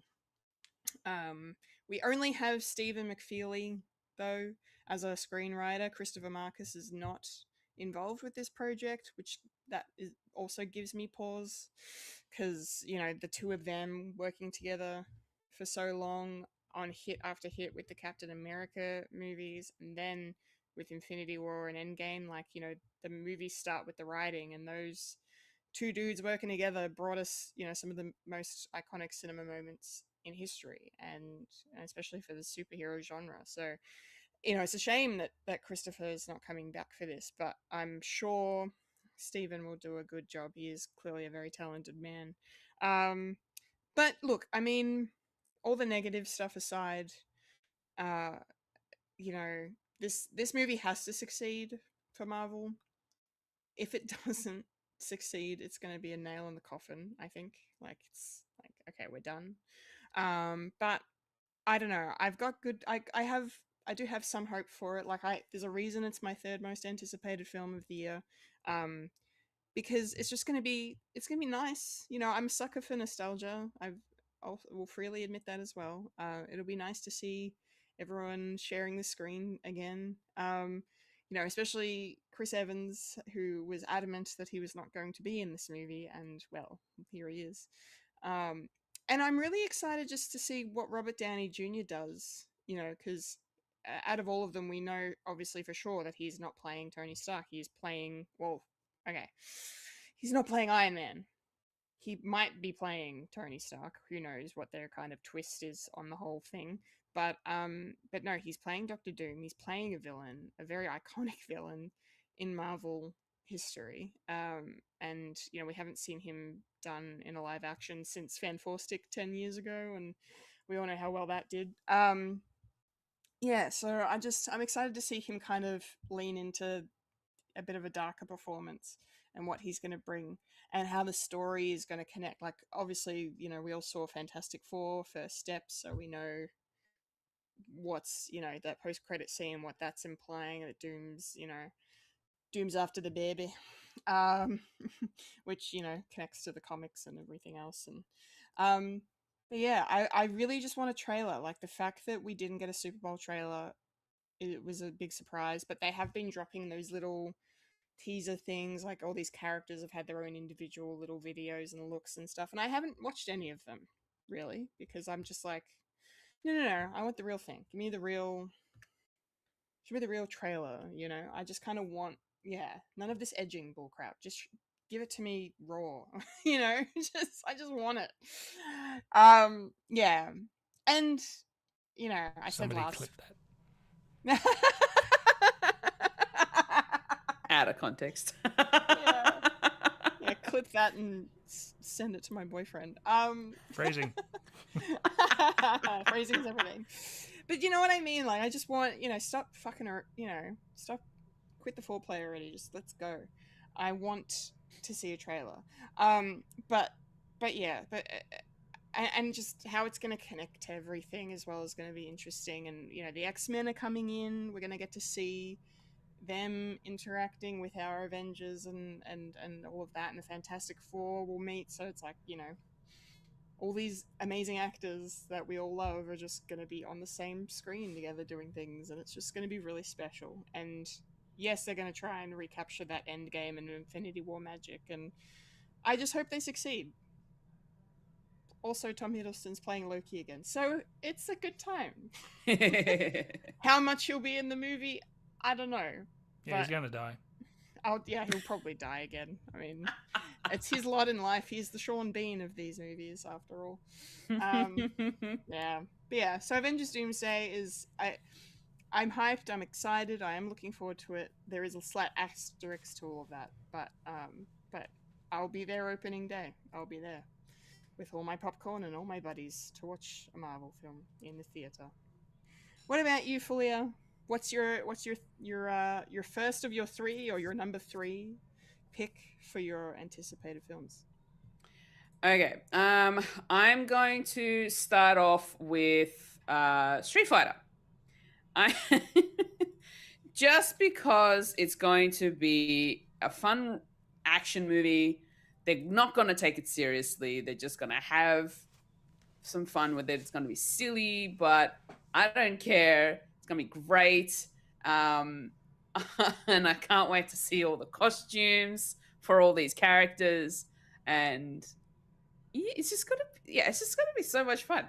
I love that they at the Game Awards in December they brought out the cast of Street Fighter onto the stage to present an award. Not one or two people, the whole cast. So it's just gonna be so cool. Like Jason Momoa is gonna be playing Blanca. We've got what's his name? David Desmalchian's playing M. Bison. You know, we've got some wrestlers in here who are going to be playing certain characters that I've never really heard of. And when I say I mean that the wrestlers I've never heard of, the characters I have. 50 Cent's going to be in it. You know, it's really weird that they've got some of these different specific actors jumping in on this particular movie, but just by looking at the character posters, I love the look of M. Bison. David Desmalchian is gonna really pull it off very well. You know, and then we've got Zangief, we've got Akuma. Blanca is gonna blow my mind. The fact that Jason Momoa was gonna be playing this kind of ogre-like sort of a character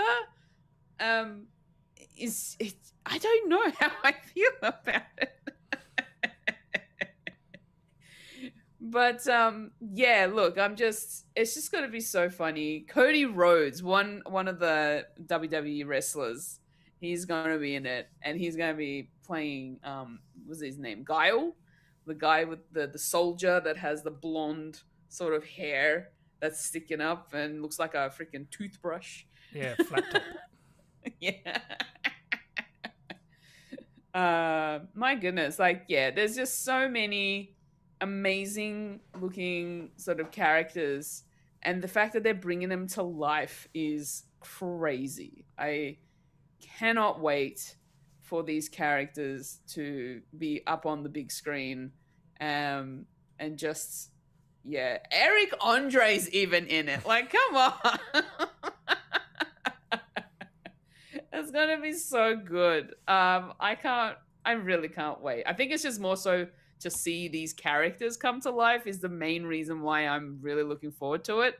I don't know where they're gonna go with, if there's even gonna be a story behind it all, but I guess we'll find out when the main trailer actually comes out. So yeah, really looking forward to Street Fighter. Nice. I love your enthusiasm for this. This is great. It is going to be wild. Yep. It's going to be a wild film. Excellent. Mike, what is your first of three anticipated films for us? First three? First of three. 1, 2, 3. You said you didn't order them, so I can't say what's your third most. No. So I'm trying to word my way around. Well, that's what I'm trying to work out. Okay. I like it. I suppose my number three, I won't touch it on because we already talked about it, but Supergirl is probably up there with my number three because it just looks interesting. I love space. So that is a tentative number three, but I'm going to cheat here and say Doom part 3. Hey, nice. Yeah, because I do like this. I do like the stories in this, and I'm just hoping it will do well so they can do a lot more. And that's when it starts getting weird, and that's why I'm sort of loving One Piece. It starts off, pretty tame, and then it just goes straight to weird, and just more and more weird. I just like things that are comfortable enough to just go weird with it, because we're not up to like giant worm people, so I can't wait for that. So yeah, Doom is going to be my number 3, and it's going to be part of the Barbenheimer version, but with Doomsday. Yes. So it's going to be Avengers Dune Day Part 3. Love that. Nice. Okay. Back to me for my number 2. My number 2 is going to be a film neither of you will probably watch this year, because I'm the only fan of this franchise on this podcast, and that is The Hunger Games: Sunrise on the Reaping. Okay. Yes. Look, the hype for this movie is so real for me, because I loved the book. I ate it up. I devoured it really quickly, and it's probably like outside of the first couple Hunger Games books, like this is probably my favorite. Just it's a prequel, as well as the last book and film were also a prequel, but this one takes place a little bit more close to the timeline that of the main story, and we're gonna get to go and see what the last quarter quell was like, which is the 50th anniversary of the beginning of the Hunger Games. And it's a really tragic story. So I won't spoil anything too much, but I mean, like, the tale of Panem in these books is a really tragic story anyway, and it is a big allegory for a lot of uh, stuff that's happened in real life, real war and real oppression and dictatorships and all of that stuff. Like, so Suzanne Collins, the author, pulled a lot of real world elements to make her own sort of post-apocalyptic, a post-war society that's living under a new regime and has to send off their kids once a year to be sacrificed to appease the ruling government. Yeah, so it's dark from the get-go anyway, but then this story, we get to go into why Woody Harrelson's character in the original films, Hamish Abernathy, like, we get to find out why he's an alcoholic, why he's got issues, why he's a little like he has a dark past to him, and this is the story of what happened when he was in the Hunger Games, and what happened to him, and how did he get out, and what he lost on the way. And yeah, I cried reading the book. I'm gonna cry watching the movie. And also, it's just on the film side of it. Joseph Zada is an Australian actor that will be playing the young Hamish Abernathy in the film. So that's really cool. And then we've got Jesse Plemons playing a younger version of Plutarch Heavensbee, who was portrayed by the late great Philip Seymour Hoffman in the original Hunger Games films. And I love Jesse Plemons, and I can't wait to see him here. Speaking of characters playing younger versions, Elle Fanning is playing the young version of Effie Trinket, who was played so beautifully by Elizabeth Banks in the original films. And we got a brief glimpse of her in the trailer that they put out, and yeah, it was great. And when her casting was announced, I just was like, perfect. So I can't wait to see what she does. And I love McKenna Grace as well. She's going to be in this. She's playing another one of the lead characters that's in the story. And yeah, it's going to be great. It's going to be great. And Ray Fiennes is playing President Snow. So, I mean, yeah, the cast is stacked. Glenn Close as well. I forgot Glenn Close is going to be it, and Kieran Culkin. So yeah, it's got a brilliant cast and an epic story, and it's going to be fucking grueling to watch, to see it come to life, because, whew, a lot of bad things happen in the story. Anyway, enough said. That's my second most anticipated film for 2026. Fulya, tell us, what's your number 2, please? All right. So Lister has already mentioned this in his honorable mention, but I'm going to mention it as my second movie that I am really looking forward to this year, and that is The Legend of Aang: The Last Airbender. Yay! I am really hyped to see the future of these characters. They're older, they've gone on all these other adventures, they've learnt a lot, they've gotten wiser.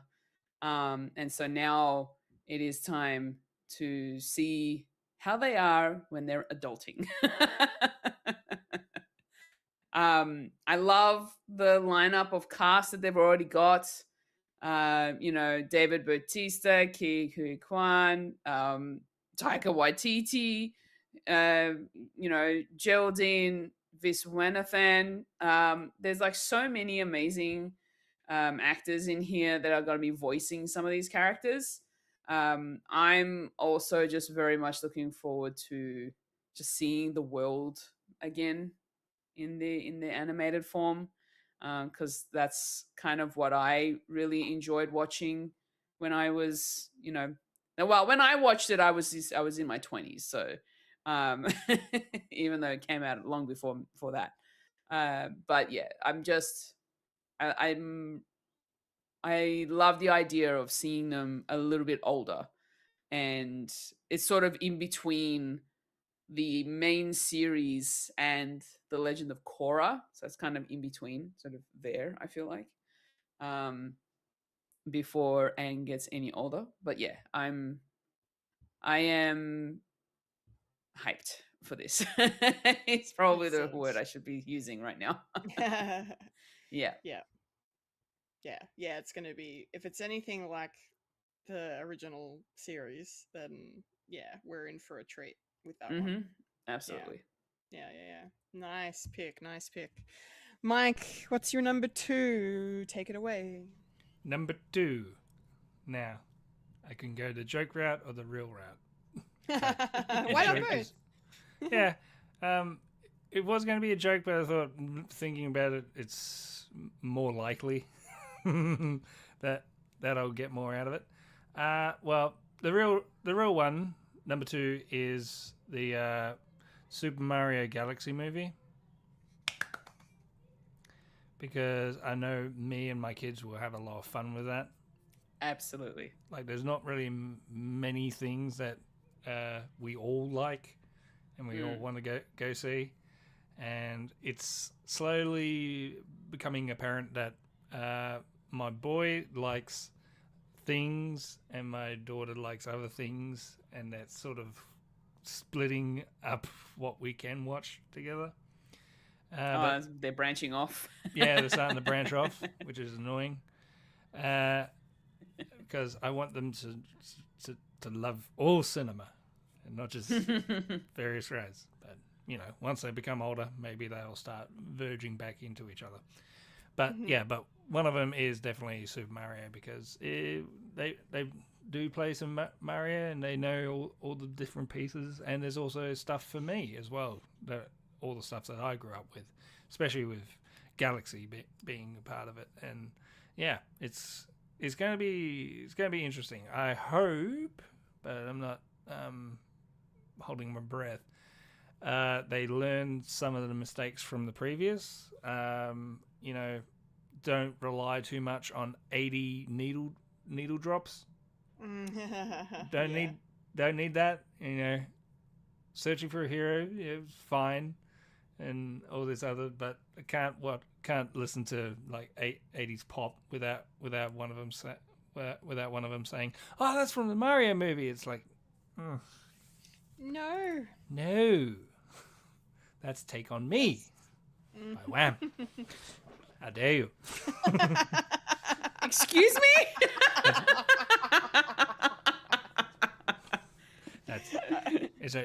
It's like, no, that's Mr. Blue Side by ELO. Not from the Mario movie. It's from Guardians of the Galaxy. Thanks, Illumination, you bastard.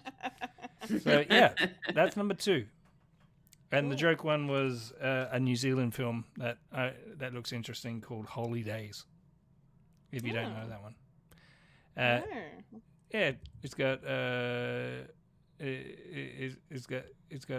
some people in it that are nuns. So there you go. Yeah, Jackie Weaver, Million Margulies and yes, and Judy Davis. Are on a road trip with a little boy trying to get deeds to a nunnery. Get thee to a nunnery. Get thee to a nunnery. Yeah. It just looks charming and witty. Yeah. Yeah, so that's my number 2s. Okay. Nice. Good stuff. Okay, we're into number 1s now. Ones. And as if anyone had a doubt what I would be most looking forward to this year, you're about to be put out of your misery, because of course my number 1 movie. Oh yes, totally. Yeah, totally. No, my number 1 movie is Michael, because was it going to be anything else? I mean, no. No. Teenage Mutant Ninja Turtles 2. No, just Michael. Yes. Yeah, yes. No, this is my joke pick. Because Michael's a joke. What? No. Who said that? Who said that? No. Yeah. Look, I've said a lot about this movie already, because we've talked about a couple of trailers on the podcast that have, come out. Obviously, most recently last week, and yeah, I mean, it's just kind of surreal. They released during the week. They actually released a behind the scenes look at the film. It goes for about two and a bit minutes, and you get to listen to Antoine Fuqua, the director, Graham King, the producer, and you get to hear from Jafar Jackson himself about what it was like making the movie, and the fact that they could all feel the weight of what they were doing, and the importance of the storytelling and getting it right, and paying respects to one of the greatest ever to do it, and and just the way they talk about Jafar being like, the guy, like they knew, is just really special, and getting to see like behind the scenes clips of him learning the moves and the looks and everything, and and the difference between his actual voice and his Michael voice was really striking to me as well, to hear what he actually sounds like, because I've not really, I think he has sort of had a very minute music career up until now, but I haven't really been following him closely, so I don't really know, but here he is in his debut role playing his uncle, who's just happens to be one of the most famous people ever that lived. And I don't know, I'm it's just surreal that we're getting a Michael Jackson biopic, that people are interested in seeing it, like it's going to be interesting when it comes out to just gauge the reaction. I think that's one thing I'm equally terrified and excited to see, is how the general public will respond to the movie. Because obviously there's a lot of controversy in Michael Jackson's life, and people either love him or they hate him, and that's just the way it is. But it's nice to see that, with the success of the musical and now the movie coming, it's good to see his art is being appreciated by the general public in such a really great way. And I'm gonna go to IMAX and see a Michael Jackson movie. Like, it's kind of like something me as a kid never thought would happen. I'm kind of getting emotional thinking about it, considering I had to just dig through things just to find any Michael Jackson stuff, because when I was a kid, he was, people didn't like him anymore, and then he was proven innocent, and then he died, and it's just like, oh my god, yeah, everyone loves him again. I'm like, well, you could have kept loving him the entire time. But anyway, so it's just nice just to see this out in the open, and I can't wait to see how they play the story, and how Jafar does him. I'm just excited to see how he plays his uncle, and what they include and what they don't include. And I know some of the Bohemian Rhapsody stuff was altered for dramatic effect and things like that. So I'm curious to see what they kind of have to, because a lot of true story movies, they can't always tell it beat by beat, because a camera didn't follow Michael for every second of his life, so they're going to have to take some liberties in a few places, but it's they've got the support of his estate, and and his son Prince was on board with this filming production as well. So so I'm more excited than I am scared, but yeah, it's just going to be so surreal just to watch it, to see it come to life. And I really hope they make the sequel that is rumored at the moment. Yeah. Bring it on. I'm right there with you. That's a different movie. Thank you. And hopefully this time next year we'll be talking Oscars with this movie. Fingers crossed. We shall see. All right, that's my number one pick. Fulya, tell us, what is your most anticipated film of 2026? This movie is coming so soon, and I am really, really hyped to talk about it, even though Lister has already mentioned it. Yeah. One Piece. Super Mario Galaxy movie.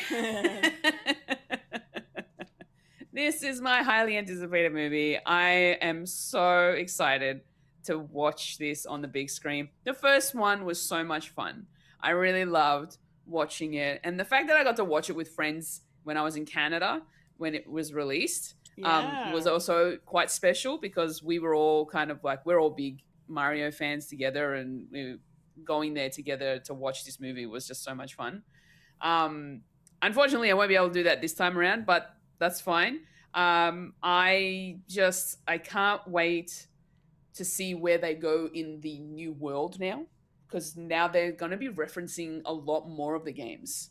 They're going to be referencing Super Mario Galaxy. They're going to be referencing the Super Mario 64, I think. They're going to be referencing Super Mario Odyssey. They're going to be referencing quite a few Mario games in this one movie. And I am really looking forward to seeing how many of them I can pick up, because personally, I haven't played every single Mario game that's out there. But I have seen bits and pieces of it pop up here and there just from looking at gaming sort of news and, people playing the games on stream and all that sort of stuff. So, and talking about it. I think I'm mostly looking forward to seeing Yoshi come to life, because Yoshi's like one of my favorite characters in the games. And he just looks so adorable. I'm glad I hope, at least from what we've seen in the trailer, I'm glad he doesn't actually have a speaking, like proper voice that talks English to them. I am more happy for him to just make his little Yoshi sounds and just saying Yoshi and Like a Pokemon. Exactly. There you go, Pokemon reference. It's just going to be so cute, very colorful, very bright, and it's just a lot of fun and adventure. Like, this is what a Mario game's all about. So, seeing, number one was amazing, just seeing how Illumination brought it to life, and now they're continuing that momentum and they're making it look better and better. And I feel like this is going to be so much fun. I haven't played Super Mario Galaxy myself on the Wii. I do have it, I think. I might have to go back out of my way to play it properly. But Rosalina is a character that's being introduced into the movie now. Yay. And her little stories from Super Mario Galaxy. And the Luminas are gonna be amazing to see. If the one Lumina that was captured in Bowser's castle is anything to go by, we'll see how they are when they're happy and chirpy and not depressed and caged. No, I want them depressed and caged, damn it. No. They weren't depressed. They were happy to live it. They were happy. like Yeah, that. you're right. Yeah. They're living their best self. Yes. Happy Doom. Happy Happy doom. doom. Happy life. Nah, look, this movie is just gonna bring so much of a smile on my face, and I don't think it's gonna be wiped off for the whole time I'm watching it. So I'm really looking forward to seeing this. Excellent. I can feel your excitement through the screen. So that's wonderful. I will be definitely watching it, I will say. But yes. Yes. Let's go. Let's go. Let's go. Let's go. Mike, Hello. take us home. What is your number one most anticipated film of 2026? Oh, can you guess? Can you guess my anticipation? I wouldn't dare. Okay. Well, it is a comic book movie, and it's got people in it and it's got writers that I like in it. Clayface. Yeah. Nice. First hearing this, I thought that is an awesome idea. Making a Batman villain from the Batman into the main focus of this particular movie, and making it body horror, because that's essentially what Clayface is, and being written by Mike Flanagan, and we like Mike Flanagan here. Yeah, yes we do. And I can't really wait for this one, because I do like my superhero stuff with a bit of a different tilt when it comes to like superhero stuff.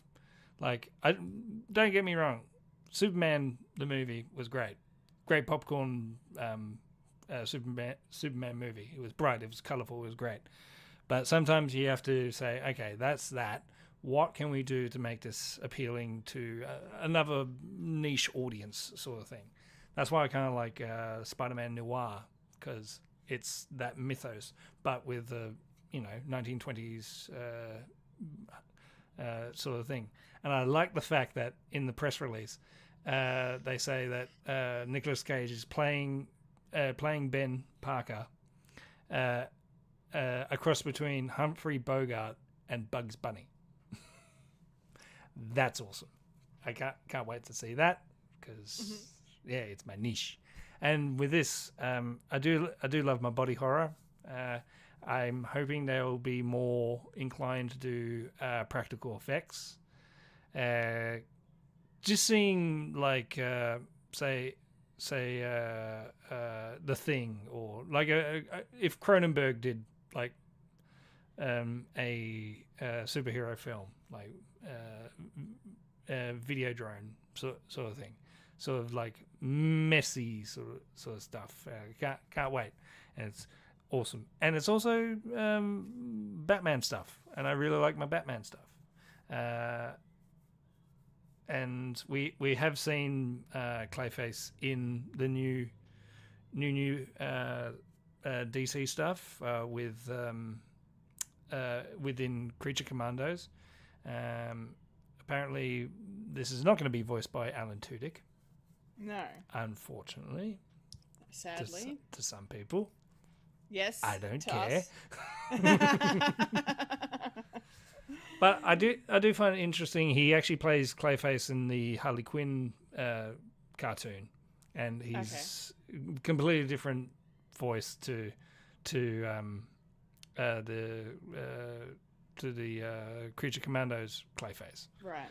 Yeah. So the guy's got range. Very good. He sure does. and yeah, just an actor, just out of it, wants to be an actor sort of story. I can relate to that. I wish I was like, still working stuff, but I decided to say, you know what, I want to live life first. Have a wife, have kids, have a house, have a mortgage, and then maybe go back into it. And maybe my first big roles is probably Frankie from One Piece, if they ever reach Water 7. Frankie. Yeah.